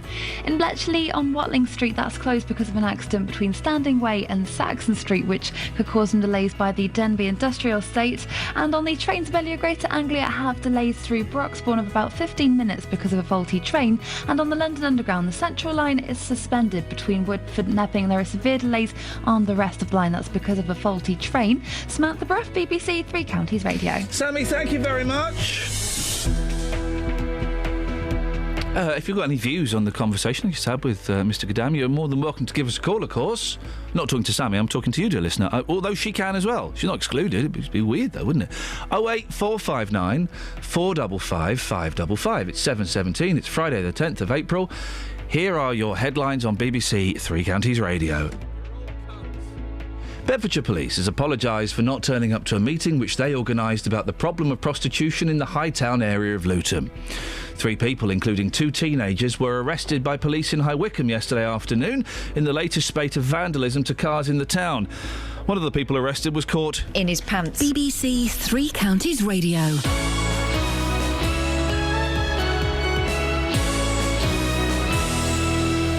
Every weekday morning. Coming up at 9 on the Big Phone In this morning, is it a good idea to make jobless teenagers work for their benefits? How would you like this country to stand up to President Putin? Are you surprised to see British people being blatantly racist? The JVS Show. I think we've got to get over this issue about racism doesn't exist. It has existed. It will probably carry on existing. What I wanted to say is they've got this completely the wrong way around. You know, that is also true. That is also true. You will always get some, but they are such a minority. I think the man's a buffoon. Get him up, get him out of bed, give him a sense of purpose. The JVS Show. Do you think we have got to, as a country, start taking this issue more seriously? Every weekday morning on BBC Three Counties Radio. Call 08459 455 555. BBC Three Counties Radio. We'll do some texts in a bit. Let's speak to our guest, and then we're going to do some texts. There's no rush. You've got to sort through them, have you? 81333, start your text 3CR. Now, it's expected that £200 million will be spent betting this weekend at Aintree. The Grand National is a race known to attract bets from people who don't normally do it and don't really know what they're doing. Is it all a bit of innocent fun, or does it introduce people to the seedy world of gambling? We can speak to John McCurrick now. Morning, John. Morning, Iain. The Grand National, it's never really floated my boat. Is it exciting? It is fantastic. Tell me why. It is fantastic. It sort of unites the nation for 10 minutes. It is absolutely magnificent. The courage of the riders, the horses, the spectacle. It's set alive and the sun will be shining. It's a magnificent 10 minutes plus. Why do you think it grabs the attention of the nation so much, John? I think it's the history of it, for a start, back to 1839, over those formidable 30 fences. We can argue about them and whether they've been changed and how much they've been changed and everything like that. But it's a magnificent unique British event. Nowhere else around the world is anything to compare with it. And it is that thing that people who wouldn't normally have all offices around the country will have sweepstakes. There'll be people putting bets that, putting a couple of quid on because there's a horse that's named after their nan's second house. People get involved, don't they? Of course they do, and you're drawn to it, especially. It's the biggest gambling race of the year by far. It has the biggest TV audience. It is a magnificent spectacle to watch it. Now, they've altered the fences. The old-timers, the people in racing, really are pretty horrified. They've taken the stiff birch out of the fences. The fences have been levelled off. Beecher's Brook no longer exists as the great drop that you used to have. Jockeys used to say it was like jumping off the edge of the world at Beecher's. No longer there. I'm all for that. We've got to think of health. Because that has saved horses' lives, hasn't it? The last 2 years, I think it is no horses have died. Exactly. And that is what overshadows Aintree. See, the problem we've got here is one of perception. And the animal rights people who want to abolish really steeplechasing, abolish racing, are animal lovers. You've got to accept that. They love animals as much as we do. But they've got this morbid need for death. They need horses to die. It's horrible to say it, but it is a fact, and they're there. Who needs horses to die? The animal lovers. Huh? Because the animal rights people. Because that's what their campaign is based on. And when they have no deaths for the last 2 years, for them it's been a disaster. And they need death. And it's awful to think about it, but by their machines, all their publicity is all geared up. They want death. And so it's very, very sad. And it's one of those things that the National is here. It is an institution. I don't think the animal rights people want death. They want the opposite. They want no death. No, they need death. Not that they want it, they need it. Without death, their cause withers away. But by reducing the deaths, surely, and I'm being impartial, but I'm playing devil's advocate a little bit. But by there being no death, that proves their point in the past that Beecher's Brook and those other jumps that have been levelled a little bit, they were cruel. They've done absolutely the right thing. And that's from pressure from animal rights people, isn't it? It's pressure from so many people. Long before the animal rights people were going. Up to 1960, the fences were upright. There used to be a brick wall there. Things have changed so much. A brick wall on the race? But there used to be. There used to be in the 19th century. So things have changed. Bits of it were over a ploughed field. Things have changed so much, rightly so. Some people in racing object to it. They say it's all gone soft and everything. It hasn't. The visual spectacle is there, the courage and the bravery that's needed to get over those 30 fences is there, that they've altered the start slightly, all sorts of things have been done, modified, quite rightly so. But the animal rights people, it is awful to say, but it is a fact, without death, they have no cause. And that is very sad to say, and they are waiting, and they are not, they, as I say, they do love animals, Iain. Make no mistake, of course they do. Of course, but they need a death. They need it for their propaganda and their publicity. It could be argued, John, that horse racing in itself is a cruel sport. Now, Because it's a very good point you make there. But think of what the ultimate outcome of that would be. If you accept that it is cruel, that is terrible, there would be no thoroughbreds. So you are condemning to death, not you are, but the people who have their way, if they manage to do away with steeplechasing and with hurdling and then with horse racing, then nobody would breed them. So they are condemning thoroughbreds to die. Well, no. Yes, they are. Nobody will keep them. That's not condemning them to death. That's just condemning them to them not being bred anymore. Yeah. Well, and those so you're not going to go around and shoot them? Well, those who are alive, who will keep them? Who would keep them for 20? A horse who lives to 25 to 30. Who would keep them for all these years if they'd not been racing or anything like that? So they're doing away with a whole species. They would be doing away with. That's what they're going to face up to. If they had their way and did away with racing, there would be no thoroughbreds. John, what are you up to these days? Not very much. Sort of scratching around and doing bits and pieces. How are you putting food on the table? Well, it is very hard, and it's one of those things when you've been sacked and you can no longer work. You wake up in the morning and you listen to Three Counties Radio. You watch Jeremy Kyle, Deal or No Deal. I'm keeping away from Judge Rinder at the moment. So it's very sad when you're not working. And you know, Ian, when you wake up in the morning, you've got a job. I've worked for 60 years, whatever it is. You've got to have, or you need to have something to do, an inspiration, a purpose in life. And I got no purpose in life, and it's very sad. But that's what happened to me. You lose a case and you're out of work, and that's it. The reason it's interesting you say you've got no purpose in it. I hope you don't mind us going off on this tangent, John. Go on. It's because you don't sound as sparky as you have done when I've spoken to you in the past. You do sound like you've lost something. I don't know if that's you getting older or if that's kind of the situation you're in. I hope it's not true. I don't think it is true. But if you think that, it's up to you. And I've worked with you before.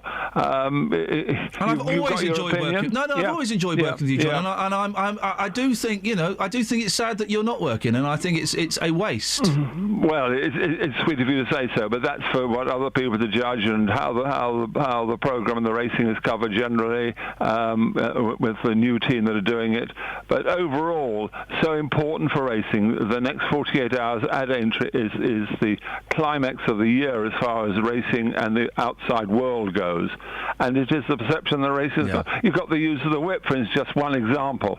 I'm against whipping horses. Now, I always have been. Well, not always have been. Well, I'm a convert, so nothing's worse than the zealotry of a convert. Of course, I used to be in the betting shops or whatever it was. Of course, one more hit, didn't hit him hard enough or often enough, and I thought, what are we doing here? We're hitting animals in the name of sport. Nowhere else can you actually legally hit anybody, any animal, anything. And yet in racing, they continue to use the whip. Racing would go on without the whip. A.P. McCoy would still be champion jockey, and Ryan Moore and all the other top jockeys, they would do exactly the same. Horses can race. There are races they hold in this country with hands and heels only. Have the whip for controlling and steering a horse, but not for hitting it. And that's the shame at the end of a big race, especially like the Grand National, when it's absolutely, it is the most important race in the lives of the jockeys. We're hitting horses, and it turns off. Millions of people are turned off by the sight of that. If only we could grow up and do away without the whip. Who's going to win tomorrow, John? Well, I think Rocky Creek is not being very clever, but it's the horse that's got virtually everything in its favour. So I go along with Rocky Creek, number 4. I think he's got a tremendous chance. John, I always love talking to you. Take care of yourself. Thank you, Mr. Iain. Thank you, John. Take care. Ta-ta. John McCririck. I worked with John in the past, and he's absolutely bonkers, but he's wonderful. He's wonderful. Isn't that sad? He's got no purpose in life. I know he's not everyone's cup of tea, and I know a lot of people think he's a boring old misogynist. It was a character just the same as Thingy. He's Katie Hopkins, he's Jeremy Clarkson, he's all of these people. He's Katie Hopkins with a bit more humour, I think. Yeah, and a bit more, I was going to say a bit more understanding, maybe that's true. Self-deprecation. Yeah, he's all of those people, and isn't that sad? I've got no purpose anymore. He was lying there in his pants as well. You stop, you're obsessed about having... romp in his pants. I hope he didn't mind me. I suspect, I sensed he didn't want to go off on that tangent too much, and that's absolutely fine. But you know what he's like, he'd have told you to jog on. He would have told me to jog on. Well, when I said thank you for joining us, he said that's okay, great fun. Oh, good. Well, that's nice to know. 08459 455 555. Catherine, sort out those texts. They're coming up next. Travel news for beds. Hang on. Sorry, No, take your time with the text because... No, Sammy, sorry. No one's sending... I've just got a good one. Sort out those Texes. They're coming up nexes. That was worth it. Thank you, Sammy. Travel news for beds, cards and bugs. BBC Three Counties Radio. Anti-clockwise on the M25. It's still closed between junction 10 for the Wisley Interchange and 8 for Reigate because of an overturned lorry, and it's causing delays from junction 11 for Chertsey. Also on the M25, it's slow anti-clockwise around junction 16 for the M40. On the M1 southbound, a lane's blocked at junction 14 for Milton Keynes because a lorry's on fire, and in Bletchley on Watling Street, that's been closed because of an accident between Standing Way and Saxon Street, which is causing delays, and the old A5 there is closed, according to Chris, who called in. On the trains, Bellier Greater Anglia have delays of 15 minutes through Broxbourne because of a faulty train, and on the London Underground, the Central Line has severe delays because of a broken down train at Ruislip Gardens. Samantha Bruff, BBC Three Counties Radio. Across beds, cards and bugs. This is BBC Three Counties Radio.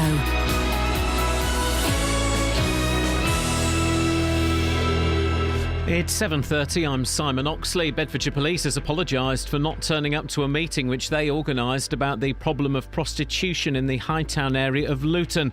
Campaigners have defended the fact that only 12 residents turned up.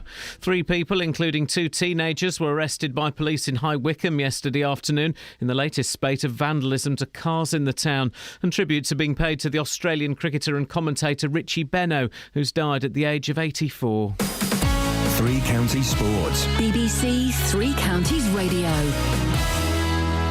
World number 1 Rory McIlroy is 7 shots behind leader Jordan Spieth after the opening round of the Masters at Augusta. I was pretty nervous, excited, but I just, I've been wanting to get going for a while now, even since the end of last week. So it was nice to just get out there and get a scorecard in the hand and start this tournament, and I'm pretty pleased with how I started. McIlroy hit a 1-under par 71, but American Spieth opened a 3-shot lead with an 8-under 64. Justin Rose is among those in joint second on 5-under. Tiger Woods is 1 over after a 73, as is Woburn's Ian Poulter.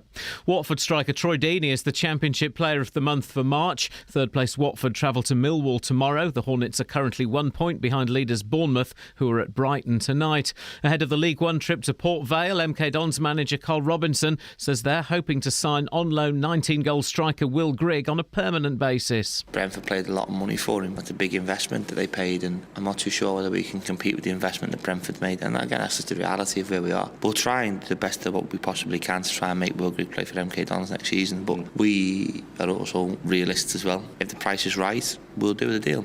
Wycombe boss Gareth Ainsworth is the League Two Manager of the Month for March. Third place Wanderers host bottom club Cheltenham tomorrow. In the race for playoff places, Stevenage are at home to Northampton. Luton are at home to leaders Burton. Here's Hatters midfielder Cameron McGeehan. I think playoffs would have been a great achievement at the beginning of the year. So obviously got ahead of ourselves maybe a little bit, being in the top 3 at the time. Maybe that sort of raised the expectations for everyone, and then you sort of go on a bad one and everyone thinks, oh, it's the end of the world, but it's not. It's playoffs and we're there and we've got the chance to go and play at Wembley and get promoted into League One. It's still right in our grasp. And Lewis Hamilton was fastest in first practice for Sunday's Chinese Grand Prix. The Hertfordshire driver finished ahead of teammate Nico Rosberg and Ferrari's Sebastian Vettel. The Milton Keynes Red Bull cars were 6th and 7th. Second practice is taking place now. BBC Three Counties News and Sports. The next full bulletin is at 8.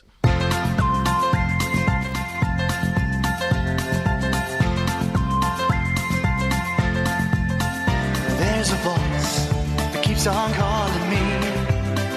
Down the road is where I'll always be. Every stop I make a new friend. Can't stay for long, just turn around and I'm gone again. Maybe tomorrow I'll wanna settle down. Until tomorrow I'll just keep moving on. Down this road that never seems to end. When new adventure lies just around the bend. So if you wanna join me for a while, just grab your hat, come travel light, that's hobo style. Maybe tomorrow I'll wanna settle down. Until tomorrow, the whole world is my home. So if you wanna join me for a while, just grab your hat, come travel light, that's hobo style. Maybe tomorrow I'll wanna settle down. Until tomorrow.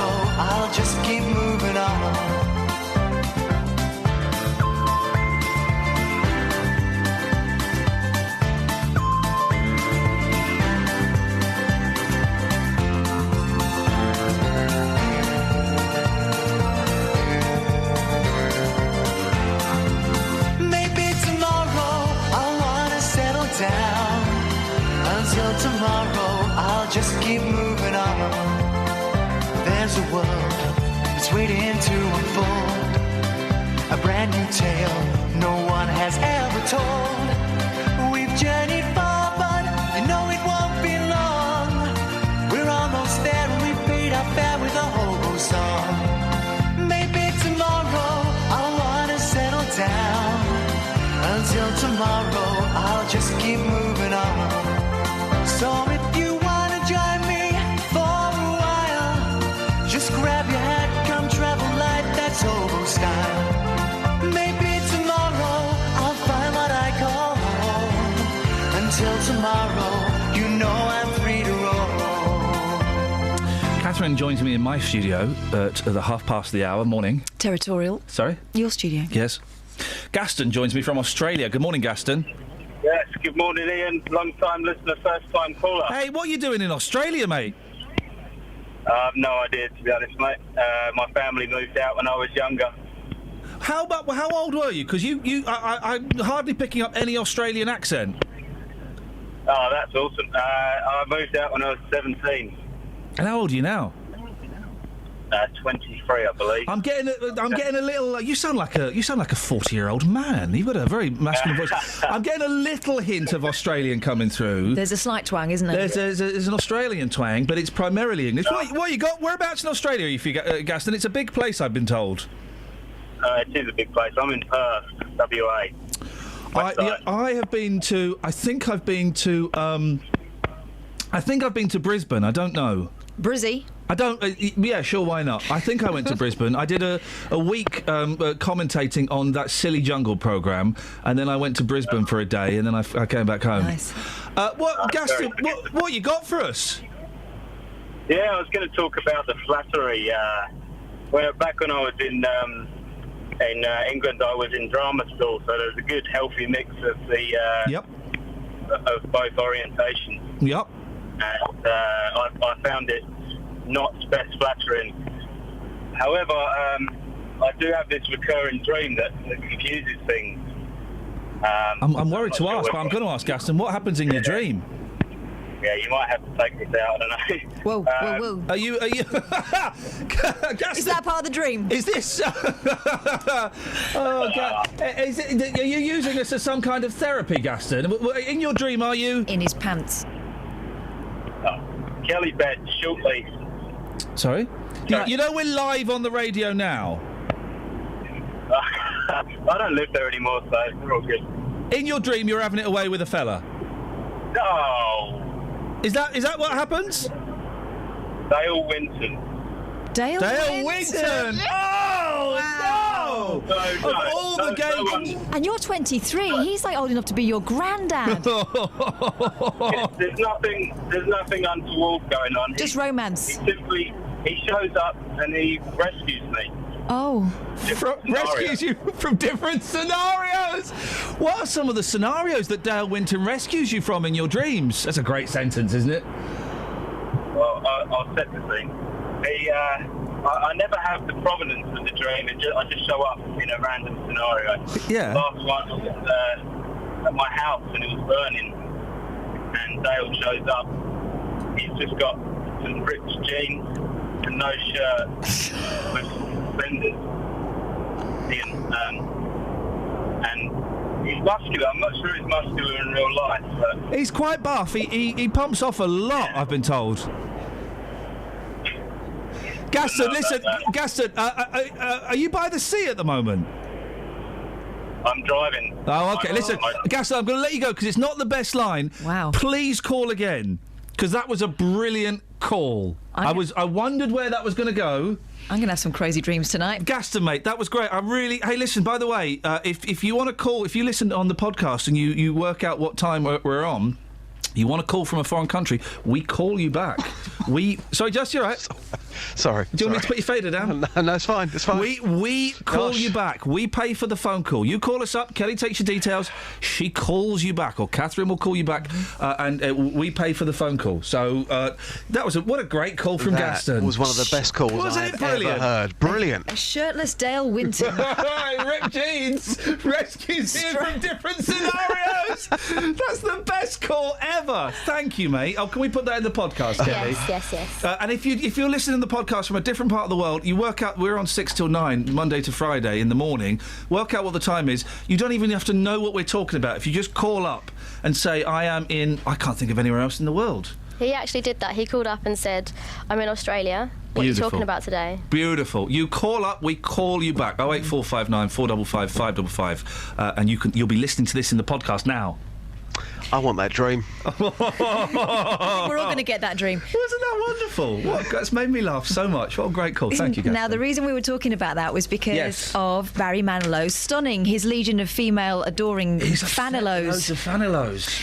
Because they had no idea that he was homosexual. It can't be true, they said. Yes, it is. Just ask his new husband, Barry. Gary. And I genuinely, this made me so happy. And two things made me happy. One, that he'd done it, good for him, and two, that yesterday it was like 2 paragraphs in the paper. I thought, well, haven't we come a long way from the days of outing people, outing pop stars? Oh, did you know such and such is gay? Career over. That one of the biggest stars in the world gets 2 paragraphs that he's gay and got married. There was a third reason I was pleased about it. They got married last year. No one said anything. Beautiful. And it got us talking about, being chatted up. If you're a straight bloke being chatted up by a gay gentleman, would you find it flattering? I've always found it flattering in the past. I've always found it flattering. Me too. I've received my attention from the ladies. It's always nice. Well, yeah. When I had long hair, I was a particular favourite, so it's not the short hair thing. It's nice to know that you've still got it either way. Exactly. And that someone else wants it. Justin. Yes. What exactly did you take to the streets in the end? It's been a confusing morning. Yeah, it has been. This, by the way, gets very, very awkward. What's coming up here? More awkward than Gaston's phone call? It's, along the same lines, that's for sure. You didn't go up to men in the street and say, how would you feel if a gay man said you looked attractive this morning, did you? Because that might have sounded like you were doing the chatting. Nope. I did put that question to people. I've also been asking ladies, if you believe some of the hype. Ladies yesterday, they were very, very upset. They were crying. They couldn't believe the news. How dare Barry Manilow be gay? No, he's not gay. I'm refusing to believe this. So we've got both coming up here. And again, this does get very, very awkward and tense. Take a listen. Sam, can I ask you a question? Are you gay? No. How would you feel if a gay man gave you a compliment? Said, oh, you look nice today. Would it bother you? As long as it didn't touch me, no. Wow. As long as it didn't touch you? Yeah. Okay. You see, personally, I would find it more of a compliment. But I don't think you would. This conversation is getting quite awkward. It is, yeah. Should we leave it there? Yeah. Not my cup of tea, but I'd appreciate the compliment all the same.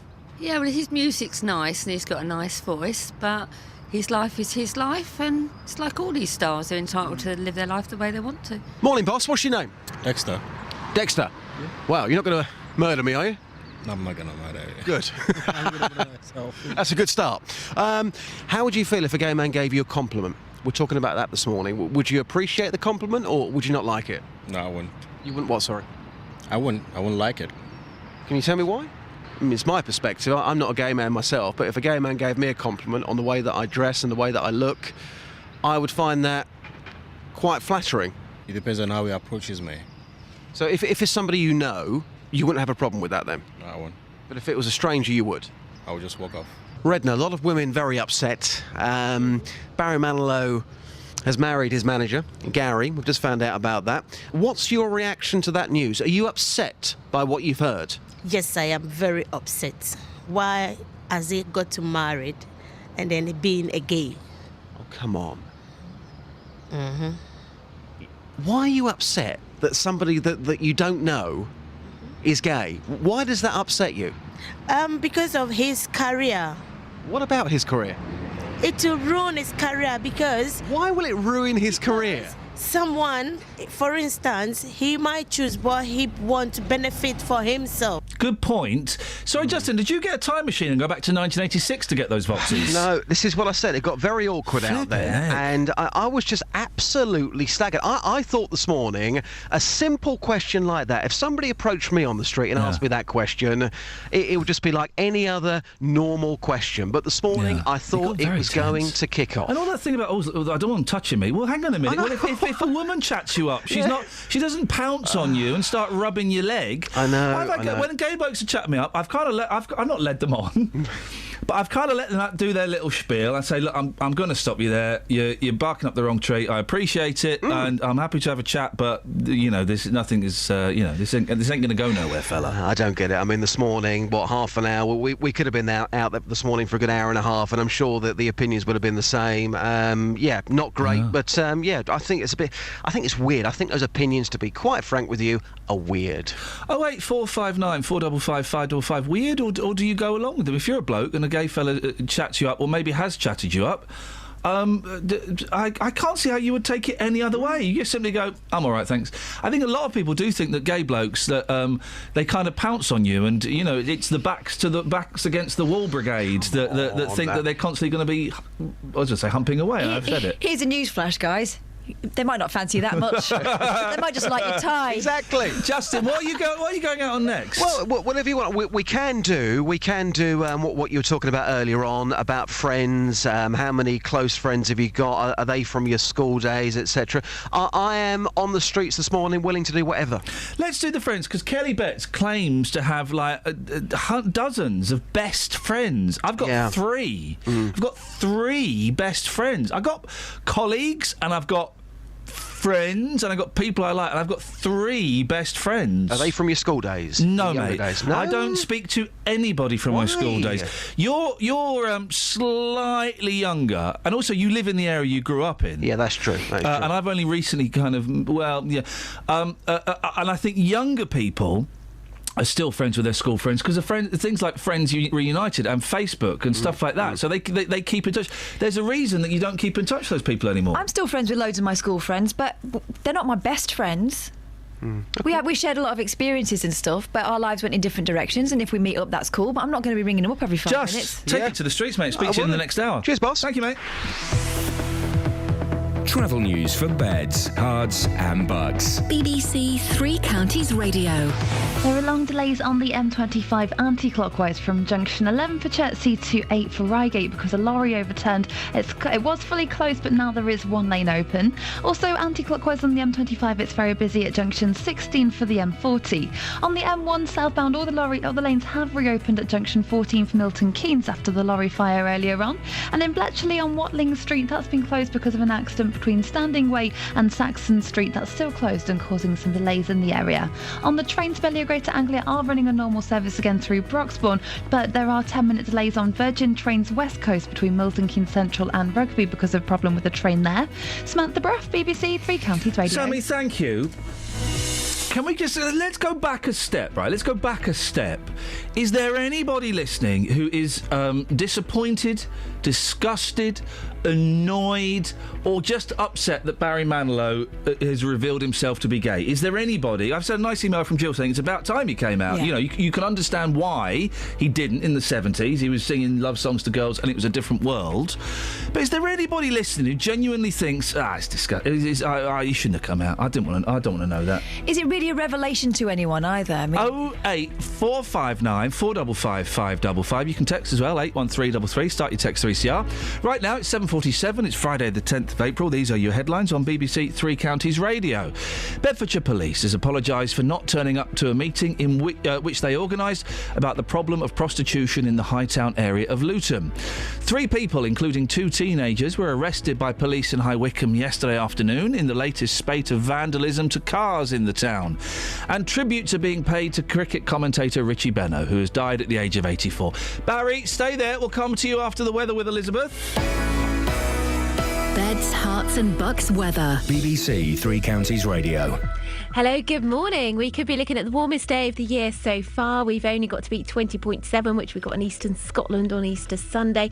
Today, across the 3 counties, we may see somewhere at 21 or 22 degrees Celsius, which would be lovely, feeling very warm, of course. Lots of hazy sunshine because there is going to be quite a lot of high cloud around. We do still have some mist patches around to be burned back as well, but they'll go pretty quickly. So there will be some cloud around at times. A southerly breeze. It's actually pushing up some rather polluted air air from the near continent, so the air quality levels are pretty bad, but that will improve into tomorrow. But all in all, it's a very warm day.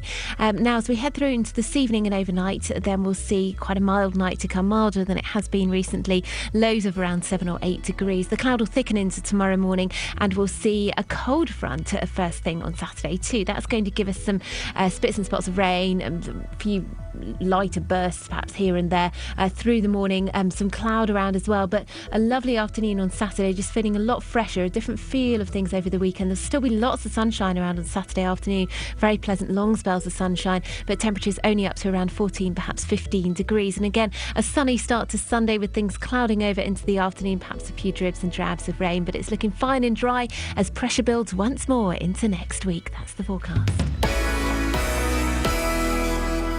As the general election gets closer, we want to know what you really think. Sometimes it gets a bit boring, I think. But we kind of feel like nothing changes. Parliament really needs a good shake-up. We're holding a number of debates across Beds, Herts and Bucks, focusing on the biggest issues. The national health, I think that's a big concern at the moment. Immigration, probably. I think education more than anything. If you'd like to take part and have your say, you can register your interest right now. Email 3cr@bbc.co.uk or call 08459 455 555. I always do the vote because I think it's my right to vote. Election 2015 on BBC Three Counties Radio. Call 08459 455 555. BBC Three Counties Radio. Tim's in Bromham, and I hear he's hot stuff. Hello, Tim. Good morning. Tell us about what happened to you. I was out on a night out in Manchester with my wife and my brother-in-law and sister-in-law. I bet I know which street you're on. Canal Street, yeah, that's it. I know it. And we had a really good night out, and we were stood in the street with a drink, and this couple of guys walked past, and one of them gave me the eye as he was walking past, and he said deliberately, very loudly to his mate, "Isn't it such a shame when the best ones are straight?" Oh. And I was like, yes. Hey! I was absolutely delighted. It's nice, isn't it? Someone thinks you're attractive, gay or straight, male or female. Someone thinks you've still got it. Absolutely. And I'm not exactly the Mona Lisa, let's put it that way. What do you look like, Tim? Oh, tall, dark, handsome and rugged, I'd say. All right, in real life, what do you look like? Yeah, short, fat and balding. Oh. You might be what they call a bear. Yeah. Are you a bear? You No, could be... I'm not. Oh, no, I'm not a bear. Okay. I'm certainly not a bear. Do you look I'm imagining like a Mitchell brother type look. Yeah, a little bit more hair than the Mitchells, but similar. All right. Tim, thank you for sharing your story. I appreciate that. He sounds gorgeous. Yeah, it sounds all right, isn't it? The weirdest story... Well, it's quite boring, really. Go on, tell me anyway. We've struck oil. Massive oil reserves have been discovered in the countryside around Gatwick Airport. The find revealed yesterday it could be worth around £450 billion. Prospectors said there could be 100 billion barrels of oil under the ground. Then Rylan, who I love Rylan, I work with Rylan, he's the nicest bloke in the world. Have you seen this tweet from Rylan, Kelly? 100 billion barrels of oil could be under the ground. Rylan's tweeted, "Without trying to sound stupid, how do you just find 100 billion barrels of oil casually under the ground? How did they get there?" What, pre-packaged? How did they get there? Oh, he's a plumber, isn't he? 100 billion... He lives in a world where someone has dug a hole and gone, flipping out, look at all these barrels, let me count. Blimey, there's 100 billion barrels, and they're all full of oil. How did they get there? Must have been them dinosaurs. That's hilarious. He's such a plum. I love it. And everyone told him, some more gently than others. How did they get there? Oh, good for you, Rylan. And Rylan used to chat me up. Did he? Rylan used to chat me up all the time. Used to try and persuade me to go over to his side. Constantly. I could have been in there. Well, too skinny for me. Who was that caller we had the other day that said you could be gay on a weekend and a real man, quote unquote, on a Monday? That was a while ago, wasn't it? Yes, I remember that. He said if you wanted a baby that badly, you would. How did they get there is the question they're asking about these diamond robbers. Oh, yeah, you love these guys. Well... 'Cause you're common and your class look up to thieves. I'm common. I'm middle class and I look down on thieves. That could have been my jewels in there. Could have been my gems. We said yesterday it wasn't Tom Cruise who climbed down a long shaft to get to the crown jewels. No. No.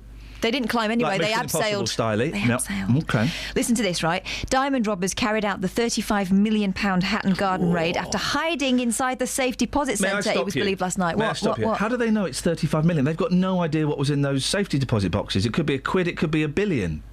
Barrels of oil. Someone knows. Okay. Posing as builders. This goes to show, right, if you want to... I don't want to give any tips to arch criminals out there, but if you get yourself a fluorescent jacket, you can... It looks like you can nick what you like. Posing as builders, they walked through the entrance and hid in a back room until the complex in London's jewellery district closed for Easter. They then disabled the lift, climbed down the shaft to the basement and forced open heavy metal shutters leading to the deposit boxes. Using a diamond-tipped drill, the crooks bored large holes in the 6-foot-thick reinforced concrete walls and slipped inside the vault.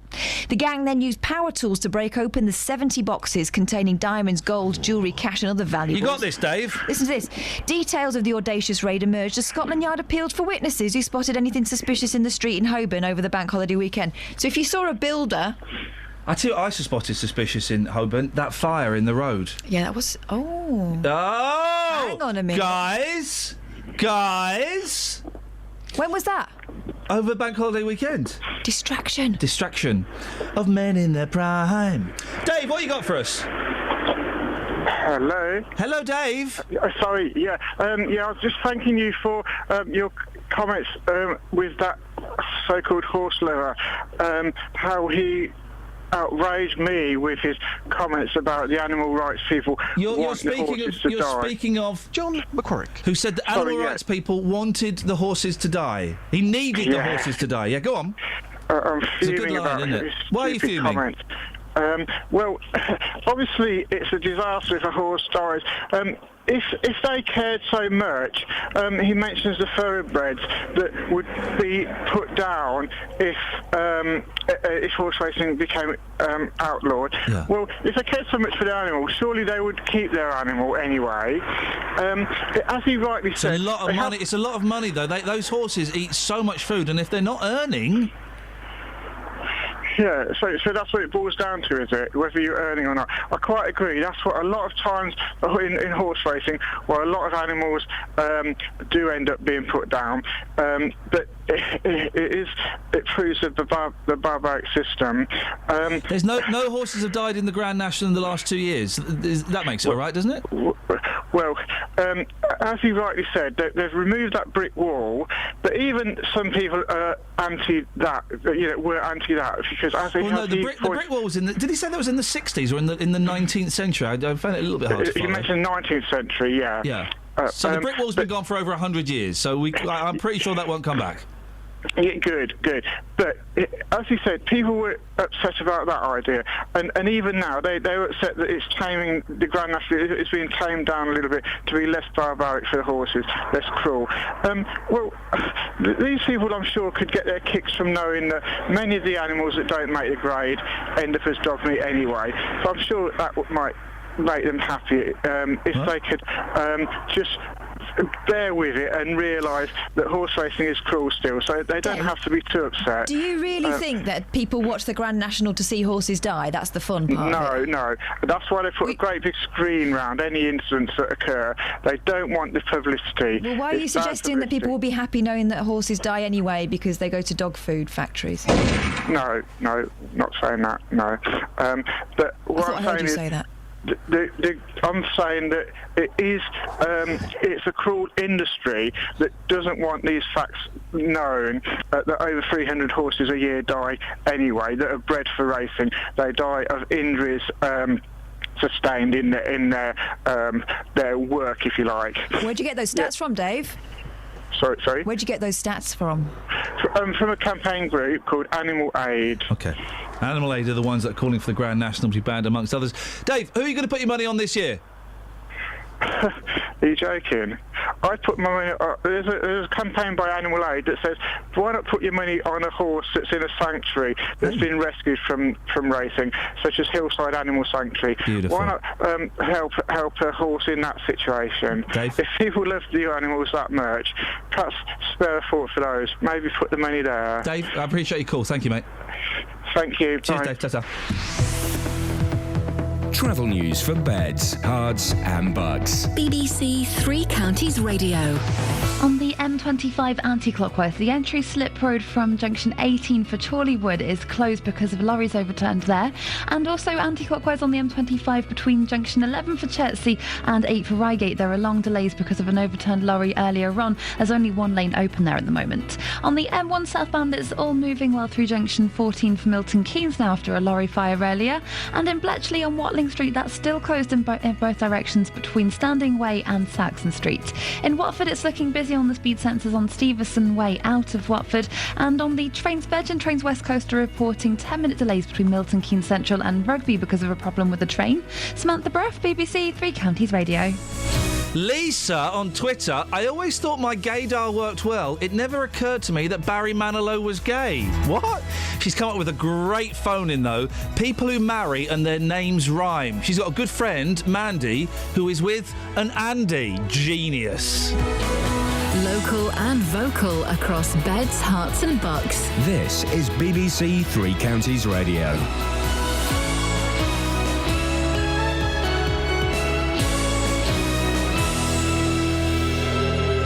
It's 8 o'clock. I'm Simon Oxley. The headlines: police apologise for not attending Luton meeting, 3 arrests after more car vandalism in Wickham, and tributes to voice of cricket Richie Benaud. BBC Three Counties Radio. Bedfordshire Police has apologised for not turning up to a meeting which they organised about the problem of prostitution in the Hightown area of Luton.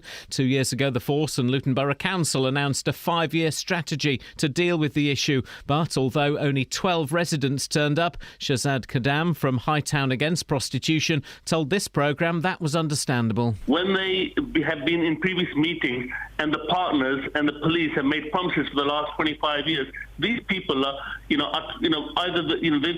just fed up with hearing the same promises. Given up. So they've given up.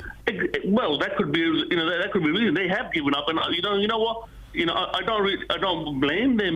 3 people, including 2 teenagers, were arrested by police in High Wycombe yesterday afternoon in the latest spate of car vandalism in the town. A car was set on fire in Arundel Road. Several other vehicles were damaged. 3 males aged 22, 19 and 17 were arrested. A £1,000 reward has been offered following several weeks of vandalism, thought to be linked to the inquest verdict on local man Habib Ullah.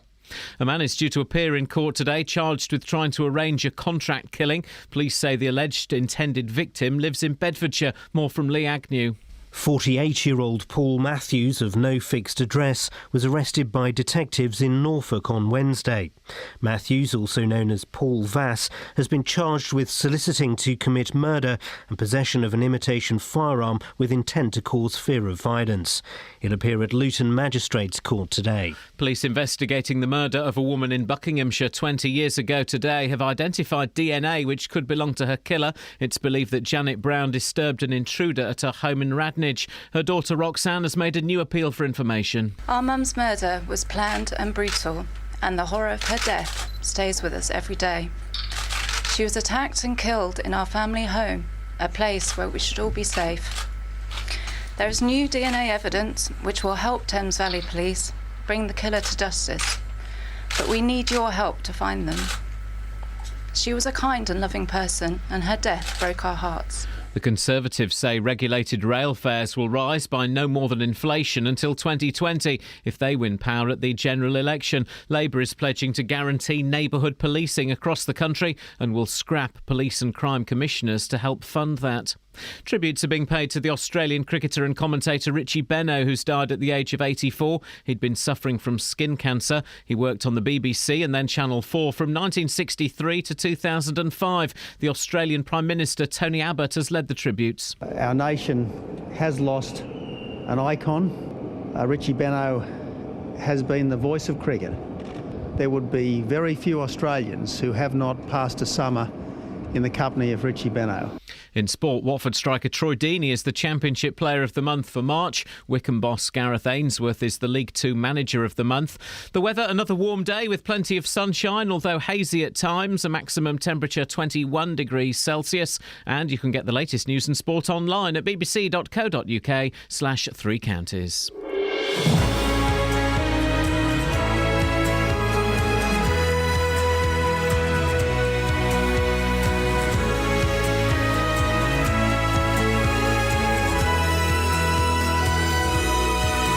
Just making an addendum to the old whiteboard. So far, the topics we're talking about today, and these will carry on till next week. Yes, the whiteboard requires more work, but in many ways it makes us lazier. It makes us lazier. So far today, do you get flat? And we've done this with men getting chatted up by gay men. Well, of course, women can also be gay. I read a pamphlet on it once. If you get chatted up by a gay person, are you flattered or offended? I don't see. I'm adding the offended because when Justin took it to the street, some people would be offended, and I'm surprised by that. Someone says, "Oh, you're looking nice. Can I buy you a drink?" That's a nice thing, isn't it? Whether they're Is that a chart line? I thought that was just... Do you like the One Show? Men that sing like girls. How many best friends have you got? Kelly Betts reckons she's got loads. She hasn't. She doesn't know yet. She's not needed to call on her best friends. And couples' names that rhyme, please. We've got Barry and Gary, who got married, last year, it turns out. I've got people doing silly ones. Don't just make them up. We want real ones. My friend's sister, Donna, married Peter Bonner. Donna Bonner. I think that's how you pronounce that last name. I'm married to Carrie Cleaver and our surnames rhyme. Regards, David Cleaver. That's not a rhyme, that's the same name, for crying out loud. Across beds, hearts and bucks. This is BBC Three Counties Radio. Jay staggered on the texts. Interesting topic this morning. I had no idea Bazza Manilow was gay. Oh, come on, Jay. guys, really? Fair play to the legend for his honesty and he's content, but it's not a disease and won't end his day job. I was chatted up in a gay bar a couple of years ago. I simply showed him my wedding ring, but told him I was flattered. Oh, God, because no married men go in gay bars, do they? Don't show them the wedding ring. That is a challenge. You're showing them a bullseye. That's a challenge. I told him I was flattered and took the time to chat. He was a normal human being. Gosh, fancy that. What? Gay bars tend to be fantastic, relaxed, chill, fun, and no Vicky Pollards in sight. Definitely a good night out, but not in Luton, God forbid. Regards, Jay. I've heard there are some really good ones in Luton. Last time I went to a gay bar was, it was a long time ago, and I was still drinking, and boy, oh boy, was I very, very drunk, and David Furnish was there, and I was voguing around David Furnish. And I was shouting something that I can't repeat on the radio, but they loved it. They loved it. And I loved it. And it was fun. How could anyone be offended by someone showing appreciation of your looks and thinking that you might be an interesting person to hang out with? You might be a sexy kind of guy or a sexy woman. Well, you've usually had a wash before you've gone out. At least it's been appreciated. As long as it's done in a respectful way, and that applies to anyone of any sexuality. All right, fancy, I want to give you one. Sometimes that works, I believe. Anything else before we crack on? Being quiet on the texts today. Tony's back. He says, no such luck for me on the comps. No gay guy's going to compliment me on my dress. Have you seen the way I dress? I make a hobo look smart. It's a shame. Oh, Tony. 81333. Start your text 3CR. 08459 455 555 is the telephone number if you want to give us a call. Back in 2013, Luton Council and Beds Police told us they would get rid of all street prostitution within 5 years. 2 years on, people living in the town's red light district aren't convinced. In fact, they are furious that neither the police nor the council turned up to a meeting that they'd called to update residents. Hightown resident Wendy Walker joins me now. Morning, Wendy. Hello. What's the situation like there? Is it still as bad, worse or better? In some parts of the area, there is an improvement with prostitution, though with the street lights being so dark now, you couldn't see if a giraffe was going past. We have lots of curb crawlers driving up and down Wenlock Street, nose to tail some nights. And really? There's like rows of cars that are really close to each other cruising up and down? You wouldn't believe it. And you see certain vehicles that you can identify, like maybe a red van or a silver van, yes. Going round 20 times. Dear. Nose to tail. Yes. Gosh. But I do believe in the Dudley Street area and on the New Bedford Road, there is still a lot of prostitution. Are people still doing it up the chutes? No, they have been locked, thank goodness. Because that was one of the problems, wasn't it? The waste disposal chutes. Yes. People were doing it there, and some people had even had couples. Let's be polite and say making love by their front door. On their front door. On their front door. As they opened the front door. Oh dear. They fell. What a shock for everybody. Exactly. This meeting the other night, what happened? Well, I wasn't there, and I did make it quite clear to your gentleman yesterday, but I did have a phone call from Shazad to say nobody has turned up, nobody from the council and nobody from the police, and he'd got quite a few people there waiting, and he was extremely disappointed. Why didn't you go, Wendy? It's a very mundane thing. I was waiting for a parcel. Oh no! Did you have one of those windows? We'll be there between 1 and 8. Yes. Oh, aren't they a pain? But I suppose, Wendy, it could be argued that if someone like you, who we have spoken to, and you are very vocal against this, if someone like you is unable to attend the meeting, then does it indicate that residents have given up? I think people are very, very angry. I speak to a lot of people round here. Some people are saying, well, we will see what transpires of this so-called help from the council. And, of course, with an election coming up, so I suppose, that'll be on the back burner a bit. But I think most people say we're just so sick and tired of going to the meetings, saying the same old, hearing the same old promises, and then nothing's done. The police didn't turn up to the meeting. What's your reaction to that? Well, I do have every sympathy with the police, and I do know the police lady concerned, and she has been very helpful. But really, I don't think I can comment on that because I wasn't there. Yeah. But, different people also have different opinions of the police. Some say when they ring in saying there's prostitutes and curb crawlers, they feel they don't get the reply they want to, But me being me, I do keep on at them, Wendy, do you, we're 2 years into a 5-year plan. Do you believe that this is ever going to be solved, or have you just kind of resigned to the fact that this may be the way you've got to live? No, I'll never resolve to that. As long as we've got a problem, and as long as I've got the strength, I will speak up and out about it, because I know the suffering of the people, and the way they feel about having to live in a designated red light area, and it isn't fun, and it's horrendous. Wendy, good luck. Thank you very much. Thanks for your time. Nice to talk to you as always, Wendy Walker. 08459 455 555. Across beds, hearts and bucks. This is Iain Lee. BBC Three Counties Radio. Now, weather, and I can say this because I know for a fact Elizabeth Rizzini isn't listening. Weather's really boring. Dull. It really is dull. I mean, for most of us who've lived longer than maybe 12 years, right? If you say you live in England and it's April, you know what the weather's going to be like. April showers. So then let's change it. Live in England and it's August, you know what the weather's going to be like. August showers.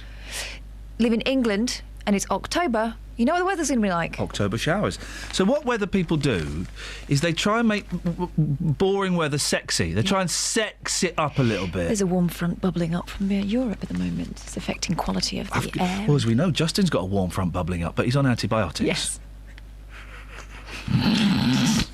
Sorry, that was a bit below the belt, literally.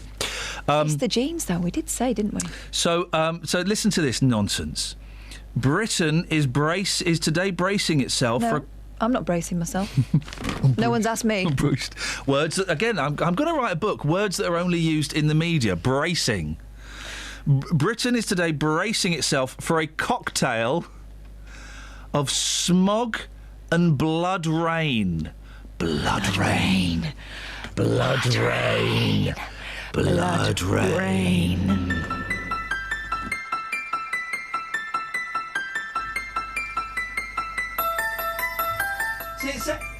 It sounds exciting. What, but blood rain? It's just sandy rain. Parts of the UK face soaring levels of air pollution. I like a bit of smog. I do like a bit. We don't get proper smog. Hey, ever been to LA or Beijing? That's proper smog, guys. When you look at LA and there's just a thick, not so much now, I mean, this is 10 years ago, thick, dark cloud over it. Beijing, 15 years ago, thick, dark cloud over it. There are people who've been to neither of those places, but they were in the 60s. Yeah, They know what you're talking about. Oh, I'd love to go through the Victorian fog, which was all it's all chimney smoke. You mean a right pea super? Yeah, it's a right pea super, madam. And no mistake, strike a light. Part of the UK face soaring levels of air pollution as dust mixes with brains. That will be freaky. With rain to produce drops capable of staining cars red and brown. No one will notice on mine. I haven't cleaned it for ages. Storms in the... Why do people clean cars? No one puts them in the garage anymore. Nah. That's what rain's for. I like having the inside... Thank you so much. I like having the inside cleaned of my car. I like that. Storms in the Sahara have whipped up sand into a fine dust, which is being carried more than 2,000 miles to Britain. Spain saw some of this blood rain, or mud rain. Yeah, that's what it is. Or lluvia de sangre. Sorry? Lluvia de sangre. Say that one more time. Lluvia de sangre. Isn't that what Justin's got wrong with him? Oh, yeah. He's got lluvia de fuego. Travel news for beds, cards and bugs. BBC Three Counties Radio. There are delays on the M25 anti-clockwise because a lorry's overturned at the entry slip road at junction 18 for Chorleywood, so it means that the entry slip road is closed. In Park Royal on the North Circular Road, there are queues between the Hanger Lane gyratory from the Park Royal interchange, and that's because of a lane being blocked by some debris on the road. In Bletchley, Watling Street is still closed between Standing Way and Saxon Street because of an accident. And in Hatfield on the Great North Road, there's roadworks at the Bullstair Green, which could cause some delays. It's not looking too bad at the moment. On the trains, Virgin Trains West Coast have resumed a normal service again now between Milton Keynes Central and Rugby after a problem with a train earlier on. Samantha Bruff, BBC Three Counties Radio. Thank you very much. 8:15, it's Friday the 10th of April. I'm Iain Lee. These are your headlines on BBC Three Counties Radio. Bedfordshire Police has apologised for not turning up to a meeting which they organised about the problem of prostitution in the Hightown area of Luton. 3 people, including 2 teenagers, were arrested by police in High Wycombe yesterday afternoon in the latest spate of car vandalism in the town, and tributes are being paid to cricket commentator Richie Benno, who's died at the age of 84. BBC Three Counties Radio. Morning. Good morning. You surprise me. I surprise you? Yes. Why? Because you're... Oh, hang on a minute. Let me do it again. Because you're... In his pants. No, because you came in and you're early, which is always great. I think that's the second time this year. And I'd lost track of the time. Do you know what? I'm actually enjoying myself this morning. Are you? I'm enjoying myself this morning. Is this a rare occurrence for you to be enjoying yourself? Very much so. This is community service, and I think I've got another 6 months, and then I'm done. Right. No, I of course I enjoy it, but today I'm thoroughly exhausted and shattered, and I'm a wreck. Jonathan, I'm a wreck. Well, come on now, it's Friday. Yes. The sun's shining. Yes. It's going to be a beautiful day. Great day to drive up the M1. Well, exactly. You're going to be on the M1, are Great day to Watford Gap, 20-minute nap. That's my plan for Is that what you do? You drive to Watford Gap and have a sleep in the car? 20-minute nap, yeah. Oh, that's... Little doze. It is sad. Put the chair back. I try and time it so that I doze in your middle hour. Right. No. That sounds rude. It's not rude. Because then it means I can wake up about 11 and I get the consumer hour. I can still pick you up. You won't want to miss my 11 o'clock hour today. What have you got? Did you hear I'm surprised you haven't mentioned this, actually. You obviously didn't hear it the other day because it's the kind of thing you would have commented on. The lady who sold the little boots, the designer boots. No, I missed the boots. On this well-known website. eBay? Yes. Okay. And a woman bought these boots. She sent them off, but then this woman said, I never received them. Oh. So PayPal gave her money back, took the money off the seller, and this seller was thinking, I'm sure she would have got them. So she went and found her Facebook page. And on her Facebook page, there's a picture of this woman's daughter wearing the designer boots. So I called her a skank. a grubby little skank on the radio, and she and I have got to know one another quite well since. In fact, I was tweeting her late last night in bed. And she's quite unhappy that I've called her a grubby little skank. You do make me... I don't know what a skank is. Well... I'm not going to give my dictionary definition because it might just make things worse. Okay. Oh gosh, no, I'd missed that one. Yeah, well, an update on that case today after 11 this morning. I do. If the Consumer Hour from 11 o'clock, honestly, it is one of my favourite bits of radio. Good. Throughout the week, I love it. I love it. I love it. What have you got at 9? Well, I'm hoping you'll love today because last week a live audience of JVS show listeners joined me and 5 of our local politicians to discuss the positive and negative effects of immigration on our local area. We heard from the Conservatives, Labour, UKIP, the Lib Dems and the Green Party. Well, this morning from 9, I will play you what happened. I want you to listen to the debate. It's quite feisty. Yes, I warn you. I like feist. Then from 10 this morning, I want your reaction. I want you to say, who do you think talked the most sense on immigration? The phone lines, of course, will be open on 08459 455 555, but it's my big immigration debate from 9 this morning. I like that. You like that? I like your style. Okay. You get to put your feet up for an hour, don't you? I will. No, I actually, do you know, genuinely, I'm looking forward to listening. Because you know what it's like when you're presenting something like that, you don't necessarily hear it as a listener. Can you listen back to yourself? Well, I will from 9. I should be sitting there listening. I hate it. Really? Yeah. Well... Nick Coffer on BBC Three Counties Radio. Every day it's not just about great music and great conversation. I'll get a bit technical here. It's about local experts helping you across beds, hearts and bucks. So what we're talking about then is capital gains tax potentially on the portion of the property that they directly own. On finance, relationships. But look at the way that you have contributed to this situation. Health. When you have a cough, which can seem quite innocuous in this way, but just irritating, asthma is something that we would think of. Your pets. Particularly if your dog is a border collie cross, it will be epilepsy. And even law. You still cannot say, Judge, you have to stick to this. But the judge's approach now is going to be, well, why shouldn't we? Local advice for local people. Nick Coffer, weekdays from 12 on BBC Three Counties Radio. Here we go. Oh, hang on. Call 08459 455 555. BBC Three Counties Radio. David Crosby's at it again. Couples' names that rhyme. That was a thing, wasn't it? Yeah. Suzanne says, my grandma and granddad... Oh, these are proper grandma and granddad names. Bill and Lil. Oh. I had a granddad Bill, but Bill and Lil. Isn't that perfect? I've got a grandma Lil. There we go. Although if you ever call her that, she will give you a karate chop to the windpipe. Thank you, Suzanne. I love that. 08459 455 555. Now... So I didn't know people still did this. Messages in bottles. When I was a kid, it was always the thing to do. But it was before the internet. Yeah, you did put it in in a Sprite bottle. Well, no, when I was a kid, we didn't have screw caps. We had the pop cap, the metal caps. Yes, we chucked one in the channel on the French Exchange, and we got a reply. Really? Yeah. Really? Yeah. Well, a message in a bottle intended for a woman who lives in Harlington in Bedfordshire, which I think is landlocked if I'm correct, was found washed up in the sea near Norway. The letter in a wine bottle was thrown into the sea in Scotland 2012. Well, remember that, the Olympics, victory, all those kind of things were going on. Well, 25-year-old Victoria Ward knew nothing about it. Morning, Victoria. Hiya. So tell me about this letter in a bottle. Who did it? One of my friends who lives in Aberdeen sent it to me. Why could you not be bothered? Could you not afford a stamp or something? He just thought it'd be an interesting social experiment and about tidal movements to see if it would ever reach me. Tidal movements. So an intellectual. So what did he? So he didn't tell you he'd done this? No.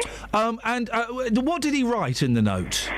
He said it was probably going to be years into the future when I read it, and he hopes I'm doing well. And if we have lost touch over the years, then I should look him up. Isn't that nice? Yeah. Isn't that nice? Catherine has suggested that maybe he fancies you, and this is a very reserved way of asking you out.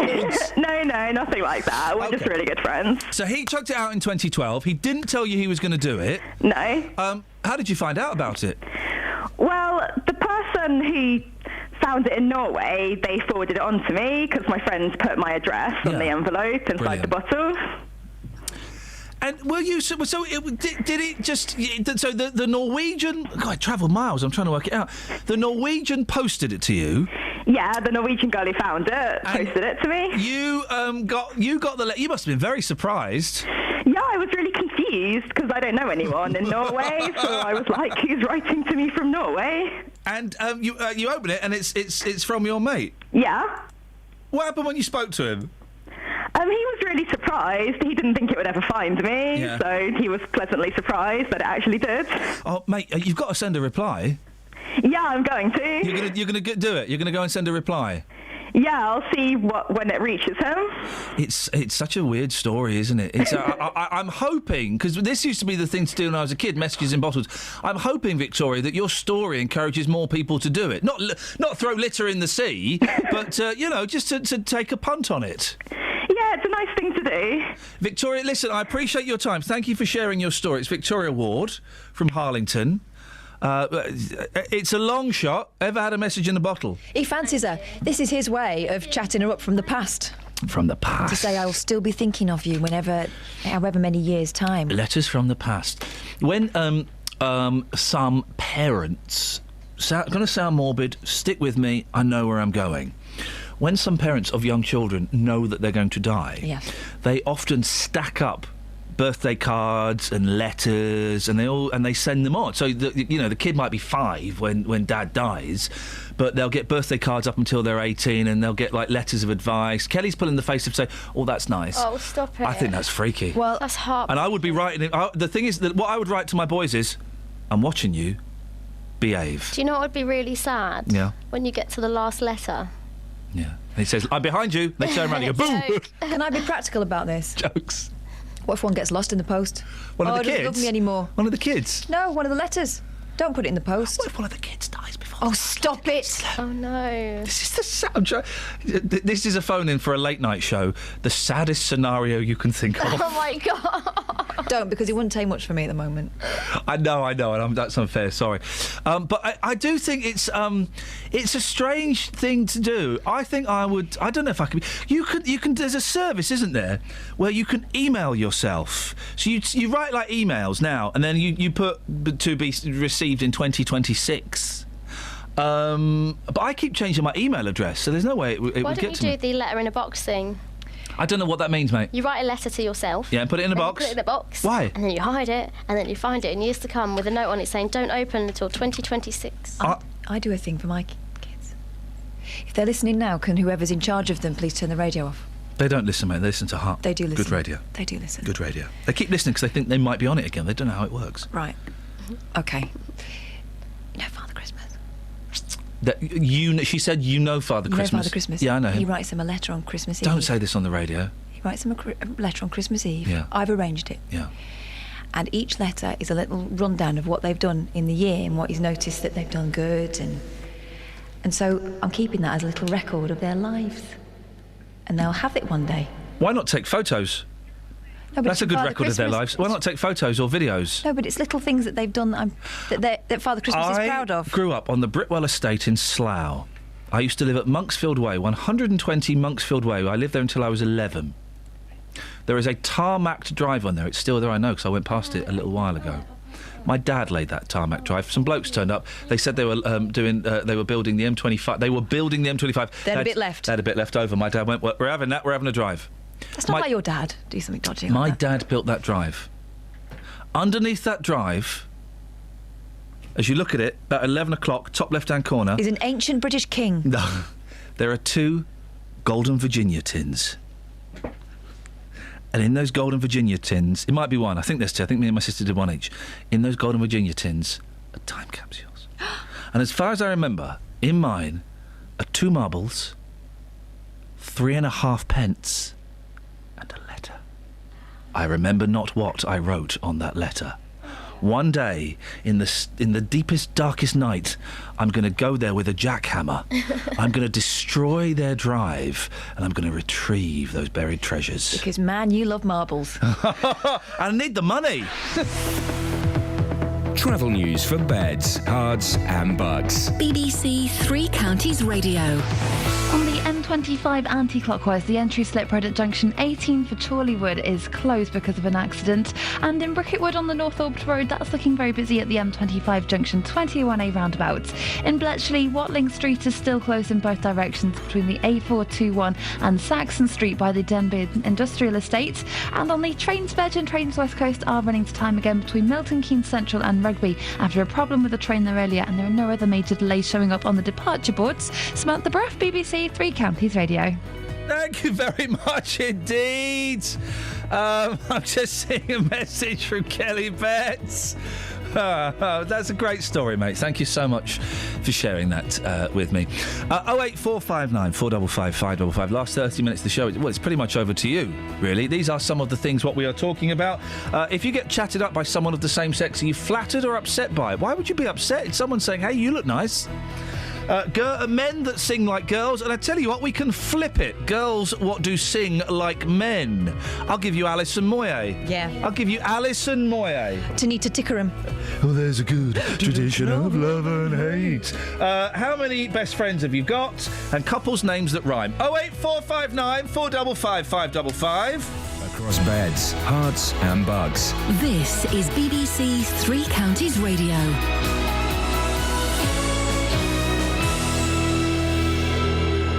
It's 8:30. I'm Simon Oxley. Campaigners have defended the low turnout at a meeting about the problem of prostitution in the Hightown area of Luton. Bedfordshire Police has apologised for not turning up, and only 12 residents attended. 3 people, including 2 teenagers, were arrested by police in High Wycombe yesterday afternoon in the latest spate of car vandalism in the town, and tributes are being paid to the Australian cricketer and commentator Richie Benaud, who's died at the age of 84. Three Counties Sports. BBC Three Counties Radio.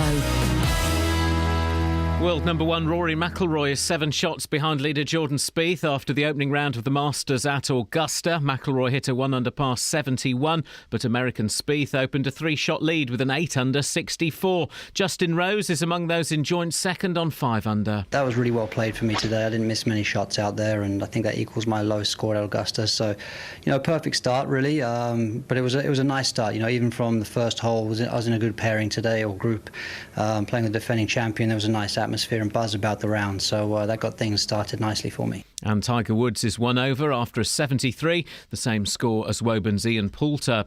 Watford striker Troy Deeney is the Championship Player of the Month for March. Third place Watford travel to Millwall tomorrow. The Hornets are currently 1 point behind leaders Bournemouth, who are at Brighton tonight. Ahead of the League One trip to Port Vale, MK Dons manager Carl Robinson says they're hoping to sign on loan 19-goal striker Will Grigg on a permanent basis. Wycombe boss Gareth Ainsworth is the League 2 Manager of the Month for March. Third place Wanderers host bottom club Cheltenham tomorrow.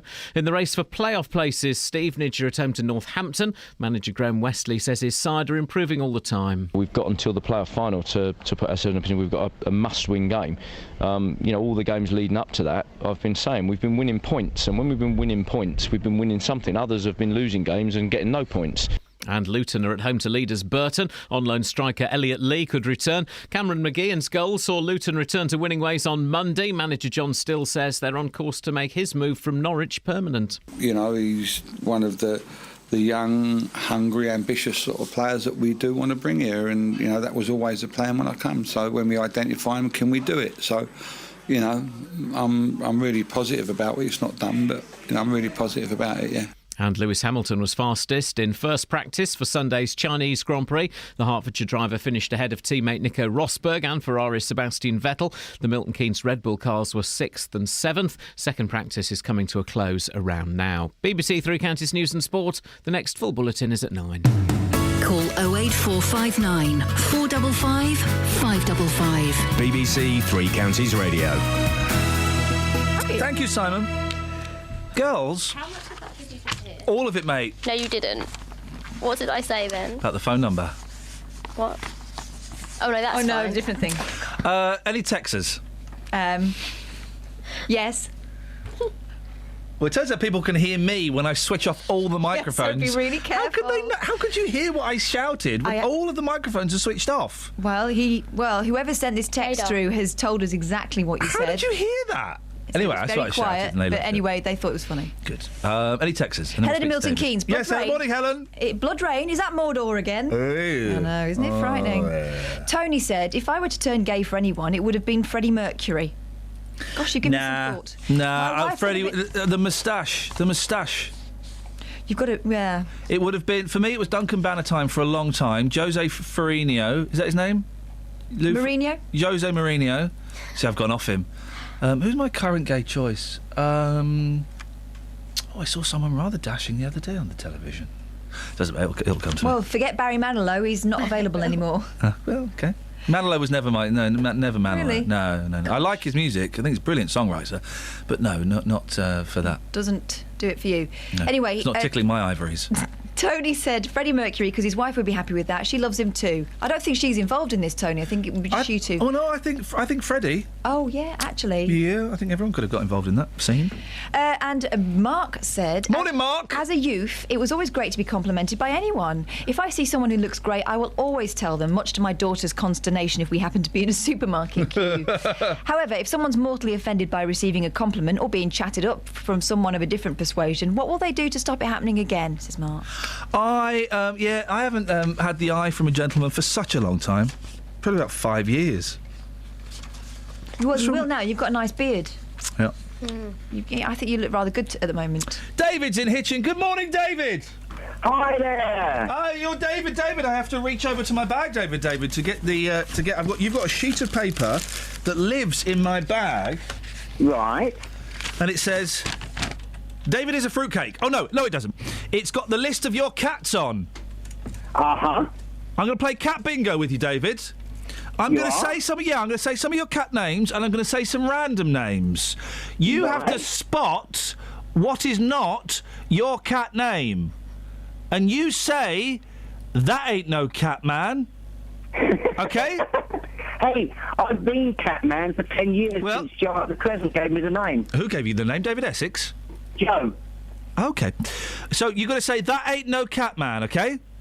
Uh-huh. Frankie. Rainbow. Right. Bagpuss. Right. Little Winkle.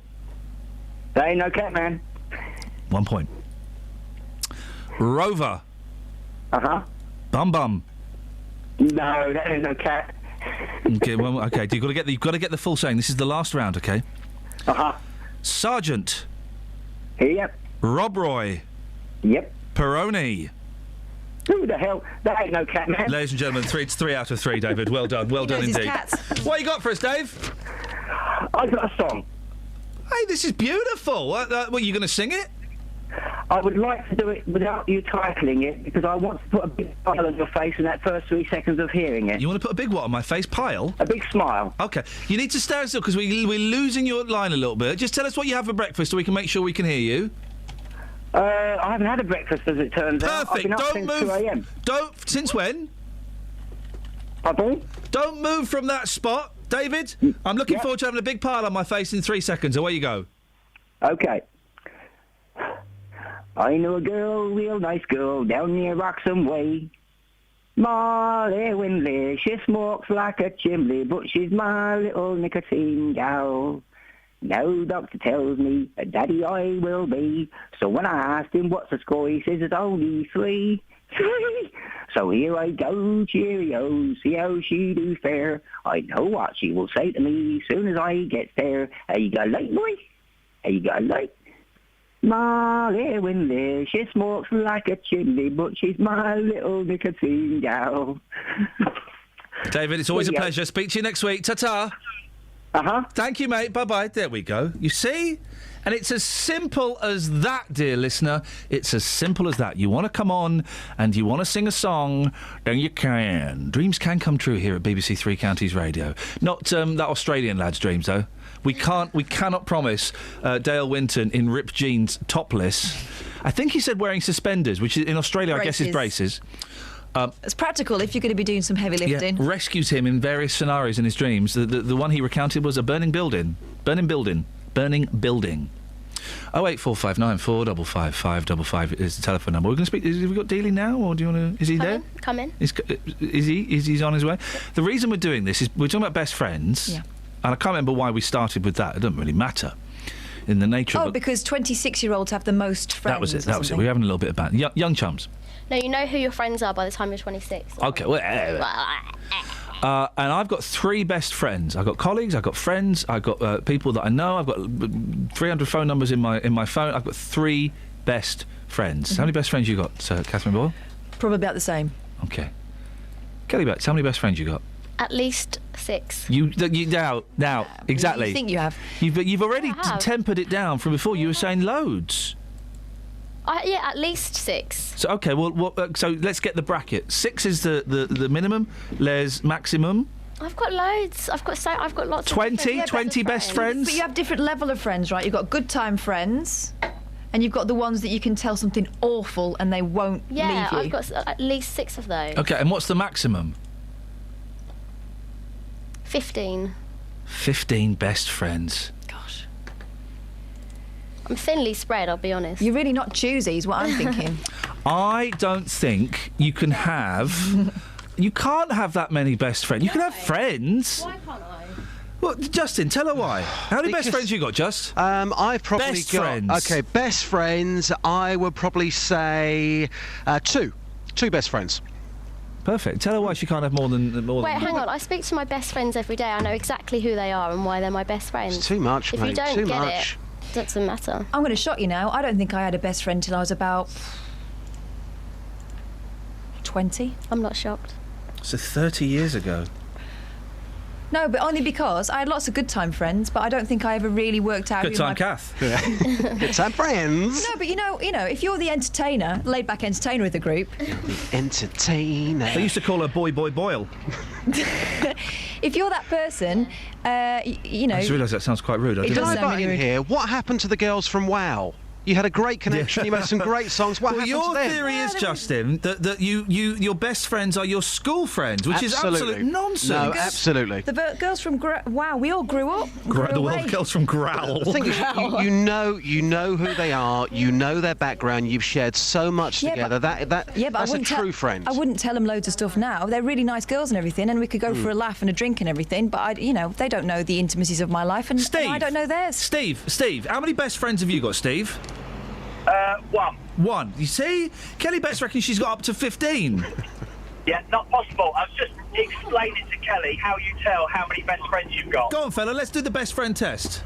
Very, very simple. You decided you've murdered someone and you can't move the body on your own, and you need to know how many of your friends would actually help you This is good. dispose of that body without telling the police. Right, in that case, thank you, Steve. No questions asked. In that case, I've got 2 best friends. Well, in that case, I've probably got about 50. All in. Kels, how many of your friends would help you hide a murdered body? Yeah, 6. Or maybe 15. 6. Steve, that's a brilliant test, Steve. I hope you never had to put it into practice. We years ago when I did Here's a tip: if you don't want to put it into practice, don't do any murdering. We did this thing for the 11 o'clock show years ago. We went to Paris and Brussels and filmed loads of these vox pops on the street. You like this, Justin? One of them we did. We never got allowed to show them in the end because we showed someone who said they didn't want to be shown, and we got in terrible trouble for it, rightfully so. One of them was me. I could never do this now. It was me covered in blood. Oh gosh. Holding a knife, going up to French and Belgian people saying, excuse me, I've just murdered somebody. The police are after me. Could you tell me the best place to hide? Now, a lot of them would just walk on, looking frightened. A lot of them would tell you to jog on. Yeah. But some people go, well, there is a motorist storage car park over there. Maybe if you go and hide in the basement in there might be... the police might not come looking for you. Imagine doing that now. See, this is why, to be fair, boss, I mean, we're not best friends, we're colleagues, but, I would say we're enemies. Okay, enemies. Deadly enemies. Call it what you want, but you see, I grew up watching this stuff. I grew up watching you do this stuff, and you had, big ones. I did. I couldn't do it now. Anyway, Justin, what exactly did you take to the street with this? Well, I've been asking people on the streets this morning, forget Kelly Betts' story, 15 best friends, get out of here. Get out of here. I've been asking people on the streets this morning, how many best friends have you got? But also, the connection, the background to that best friend. Stories. Yeah, stories. So, some interesting ones here. Take a listen. Madam, very quick question for you. We're talking this morning about best friends. Very personal. How many best friends have you got? 2, I'd say. I have 3 very, very close friends, but 2 absolute lifelong best friends. Just lastly, where did you meet them? At gigs, I think. We shared a love for the same kind of music. Wow, you met your two best friends randomly at gigs? Yeah. How many best friends have you got? Oh, a couple. So these friends you've got, you say two best friends, are they from your school days? Tell me more about these friends. Well, is this identity theft in the disguise of a radio interview? No, this is genuine. We're talking about it this morning. I'm saying that my best friends come from my school days. Mine don't. Mine don't come from school days. Where do they come from? Employment, like my first job. OK, what about your school friends then? Do you not keep in contact with any of them? No, they were scum. How many best friends have you got? One real good friend. One real good friend, as I would class my very, very best friend. Yeah. And is that a lady or a man? It's a lady. And the background, was it school friends or? No. We met when our children were little, and we've just been friends ever since. And our kids have grown up together. I'm godmother to one of her daughters, and we see each other all the time. So yeah. So we confined with one another. So we're best mates. Wow. So the connection was having the baby, and of course at that time you were sharing your lives pretty much parallel, weren't you? Yep, exactly. And that's like how many years now? 29 years. 29 years now. Yeah, that we've been sort of best mates. We know too much about each other not to be. That's what we say. All our secrets. Cracking stuff. Madam, lovely to meet you. Have a good weekend. And you. Bye-bye. John, how many best friends have you got? About three. Three, yeah. And what's their background? I'm getting personal, getting deep. Background? What do you mean? School friends or? Yes, school friends. Yeah. 20 years, yes. Back in the day, yeah, school friends. Because I've been saying this morning that I think your best friends have got to be school friends, because when you go down the pub together, you can talk about things that happen, trips away. They're the best friends to have, aren't they? Absolutely, yeah. I mean, you know who they are and what you're getting with them, really, truly. Travel news for beds, cards and bugs. BBC Three Counties Radio. On the M25 anti-clockwise, there are delays because a lorry's overturned at junction 18 for Chorleywood, which means the entry slip road's closed. In Watford on Exchange Road, that's looking very busy near Beach and Grove. And in Bletchley on Watling Street, that's still closed between Standing Way and Saxon Street because of an accident by the Denby Industrial Estate, and the old A5 there is closed as well. On the train departure boards, the 9 o'clock service from Milton Keynes Central to London Euston is delayed. Samantha Bruff, BBC Three Counties Radio. Sammy, thank you very much. I have to say it out loud, Justin Dealey has been on, and it really pains me to do it. Not as much as it pains him to have a wee, but Justin Dealey has been on fire this week. Again, I'm talking about him weeing, but hasn't he been on top form this week? I'm starting it. I'm hoping it got picked up. Woo! It got picked up. A spontaneous round of applause. He's been brilliant this week, hasn't he? Especially after I listened to the other breakfast show yesterday, and their reporter, oh dear goodness me. 8:46, it's Friday, the 10th of April. I'm Iain Lee. These are Iain. I've seen the bloke that presents it, Kelly. Flipping it. These are your headlines on BBC Three Counties Radio. Campaigners have defended the low turnout at a meeting about the problem of prostitution in the Hightown area of Luton. Police have arrested 3 more people for attacking cars in High Wycombe. And tributes are being paid to cricket commentator Richie Benaud, who's died at the age of 84. 08459 455 555. Your last chance to get on the show this week. Call now, and maybe we'll speak after the weather with Elizabeth.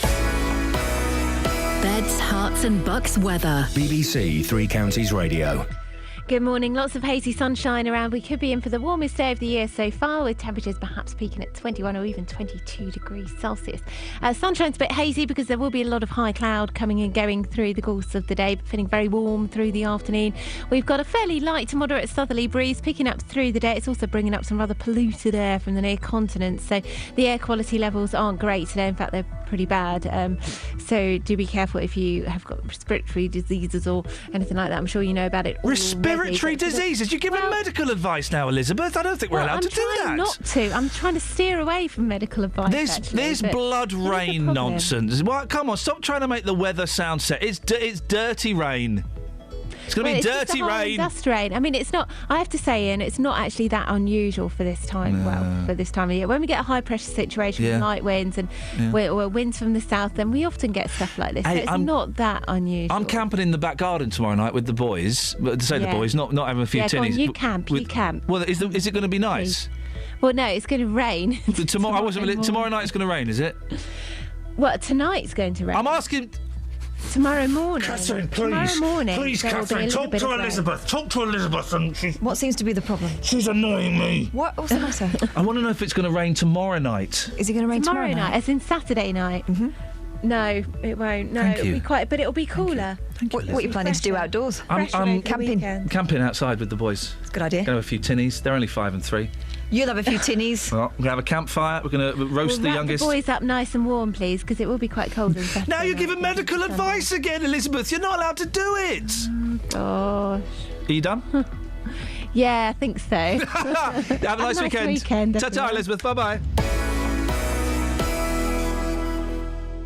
Sometimes in life, things don't always go to plan. It worked perfectly for 2.5, 3 years till 2 days ago. He should refund me £1,900. Which is where we come in. We managed to get them to agree to come back in to the property on an agreed date. The JVS show takes on your consumer problems I've basically lost the whole lot in administration charges. and helps to get to the right solution. I've received a cheque back for £578. Jonathan, I can't thank you enough. I don't know how you do what you do, you and your team. The JVS show, weekdays from 9, here on BBC Three Counties Radio. They make stern phone calls. That's how they do it. They make very stern phone calls and don't take no for an answer. They add a bit of tech to their voices. Yeah, they do. Tech. They do. Listen, you don't. And I've had these phone calls from Jonathan. You don't want a phone call from an angry, tired Jonathan Vernon Smith. I've had angry, tired, and drunk. He tends not to phone up when he's phoning up car dealers and people who've stolen shoes and things like that. He tends not to be drunk. Tends. But towards the end of the week, you can't always guarantee that. But the angry and tired JVS on the telephone. Oi. Oh dear. Hey. Oh. So just do right by your consumers. Exactly. That's the thing. We got any texters? Yeah, probably. Go on, what we got? Probably. I'm saying probably. You're not good at open, have you, mate? But You're it's not open for open. business. Nothing Is the tech shop open for business? Because I'd like to buy a handful of techs. The tech shop is wide open for business. That's the rumour. And it contains Hot David from Hitchin. Yeah. I'm assuming he's hot. OK, I've got my own narrative going on inside my head. When I was 18, says Hot David of Hitchin. Hi, Hot David. My friend came out. I went clubbing with him to GAY. Oh, right, I get it, yeah. Those unfamiliar with the gay scene won't know what GAY stands for. Gay. It's a club. It's a disco. Stands for gay. It's a disco where Kylie Minogue likes to hang out. As he had no one else to go with, and I thought I'd provide him some support. He was a bit narked by the end of the night because I was getting plenty of attention and he wasn't. Hot David I Hitchin. think there is. We communicate. Just bear with me. We communicate on so many different levels, and I think that there is an intrinsic vibration communication that we have that connects us all. Okay, we communicate via vibrations. Okay, and I think that often gay people pick up on the in inverted commas heterosexual vibe, and they are attracted to that. There is the sense of the challenge. I've had some people say, "Oh, I like the challenge of it." We like what we can't have, don't we? That's often the theme. We like what we can't have, and I think that just as a lot of people have what is called a gaydar, I think a lot of gay men have a straight-dar. I just think some people are just really sexy. Thanks, Catherine. I've told you, please. And they don't know that they're beaming it out there. Yeah, I have Until someone tells I have to switch mine to stun. If I go on to kill, wow. Honestly, it gets very, very dangerous out there. Well, that's the end of the show, guys. I've been accused of chatting people up before when I haven't, because I tend to look at people's mouths when they're talking. Well, you know that I can't hear anything if there's a hubbub. What? That's actually offensive, because I am actually deaf. What? Thunderbirds were go at I hate Thunderbirds. Everyone's gone on about this this new Thunderbird. I couldn't give a stuff. Oh, it looks like a boy band. So what? Don't watch it. The first one was rubbish. This one will be rubbish. I hate those Jerry Anderson puppet things. I like Space 1999 because I like the woman in it. I like Martin Landau and I like the woman with the eyes. I think they were married in real life. She had eyes. Yeah. Oh, she had beautiful. I thought I'm going to... What was her name? The woman in Space 1999. Google it. Space 1999. Well, she was eyes. Googled. Oh. Space 1999 woman. With eyes. Not the Chinese lady, not that lady, not the lady with the black hair. The one with the eyes. Where is she? Where is she? She was married... Oh, gosh. Barbara Bain. Barbara Bain of my life. What a woman. You like a woman with eyes? I do. Anyway, I like that. I didn't like any of the other Jerry Anderson stuff. Rubbish. Joe 90, rubbish. Stingray, rubbish. Thunderbirds, rubbish. Do you know what my mum used to think FAB stood for? I don't know if I want to know. Thunderbirds, Arbo. Thunderbirds.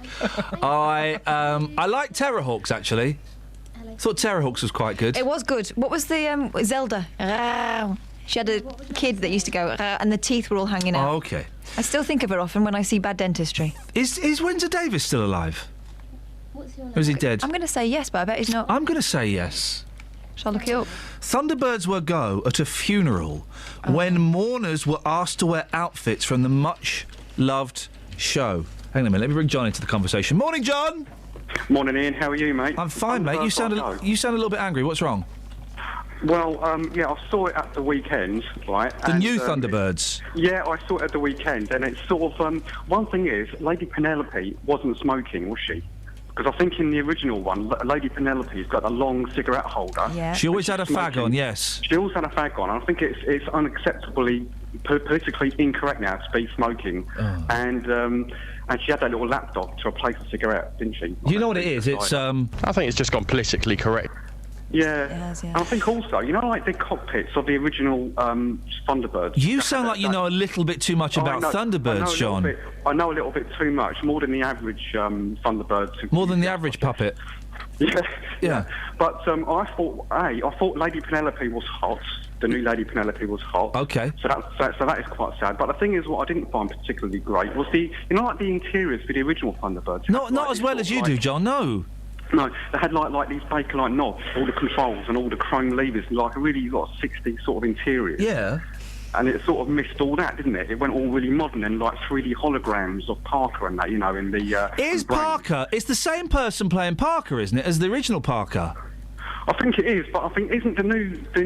yeah, it is, you're right. Yeah, it's the same fella playing Parker, because I saw an interview with him. I didn't read it because it looked boring. He talks like that in real life, doesn't he?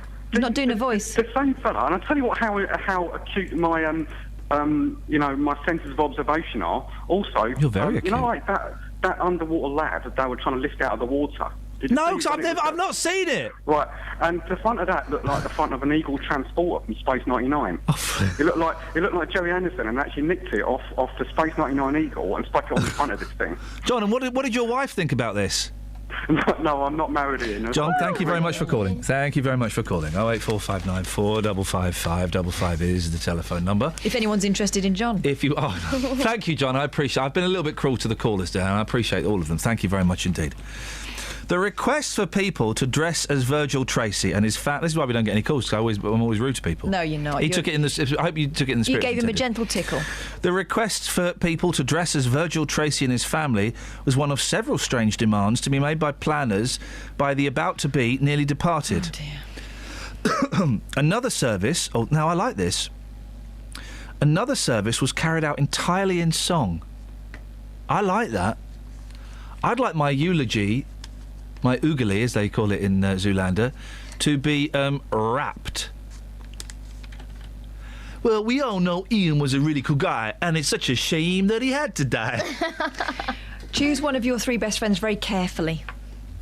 Because not everyone's a performer. He was doing so well, but he ran out of luck, and everybody says, people would be crying with laughter at the power of rap. Who do you want to rap? Oh, Jay-Z. Oh, Yeah? I'd love it to be Jay-Z. What if he's not available? Oh, in that case, Biggie or Tupac. They're already gone. What about Eminem or Slim Shady? I don't want the plastic. I don't want plastic rap of Vanilla Ice. Snow. No, I like my mum to do it. I'd like my mum to rap. I'd like you to rap. Oh, I don't rap anymore. My wow days are over. If you want my inheritance, you'll rap and you'll sleep in a haunted house for a night. All right. Another service was carried out entirely in song. My service will be carried out entirely rap. And an elderly woman had a waving satin glove to gesture goodbye to mourners as her coffin disappeared. That's hilarious. Stop it. A Simon Cowell fan? How can anyone be a fan of him? You could like him and you can watch his a fan? He's got one, hasn't he? A Simon Cowell fan was buried with a framed photo of the X Factor judge.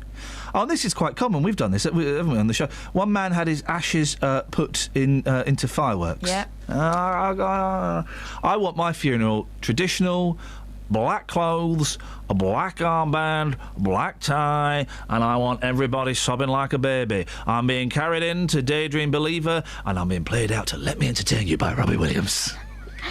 At what point do you want the rap?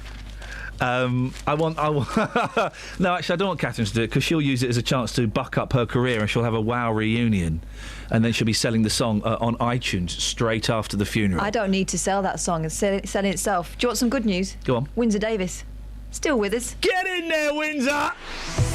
Ooh, lovely boy. Travel news for beds, cards and bugs. BBC Three Counties Radio. There are delays on the M25 anti-clockwise because the entry slip road's been closed by an overturned lorry at junction 18 for Chorleywood. In Watford on Exchange Road, it's really busy at the moment at Beech and Grove. And in Bletchley on Watling Street, there's been an accident earlier on between Standing Way and Saxon Street, which means it's closed still in both directions. In Marlow on the A404 northbound, it's very slow between the Marlow Junction and Wickham Road. And looking at the train departure boards from Milton Keynes Central, there are some delays. So the 919 train to Crewe and the 925 train to Birmingham New Street are both delayed. Samantha Brough, BBC Three Counties Radio. Sammy, thank you. I just hope and I pray that we've not tainted Windsor Davis with the curse of this show. Regular listeners will know what we're talking about. I won't go into any more detail, but let's just keep our fingers crossed. Hey, listen, everybody, excellent stuff this week. Kelly, wonderful. Justin Dealio, I mean, I don't know what you're on, but take more of it. Catherine, we need to have a word. Yes, just one word. Fired. The podcast will be up later on. Stick around, JVS up next. Until Monday, from us, ta-ta. Local and vocal across beds, hearts and bucks. This is BBC Three Counties Radio. Thank you, Ian. Good morning. Welcome to the JVS show. I'm Jonathan Vernon Smith. It's Friday. It's 9 o'clock.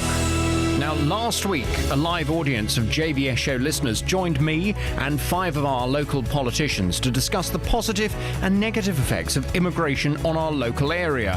We heard from the Conservatives, from Labour, UKIP, the Lib Dems and the Green Party. Well, in just a second, I'll play you what happened. Listen to the debate. And from 10 this morning, I want your calls. Who do you think talked the most sense on immigration? Phone lines will be open on 08459 455 555.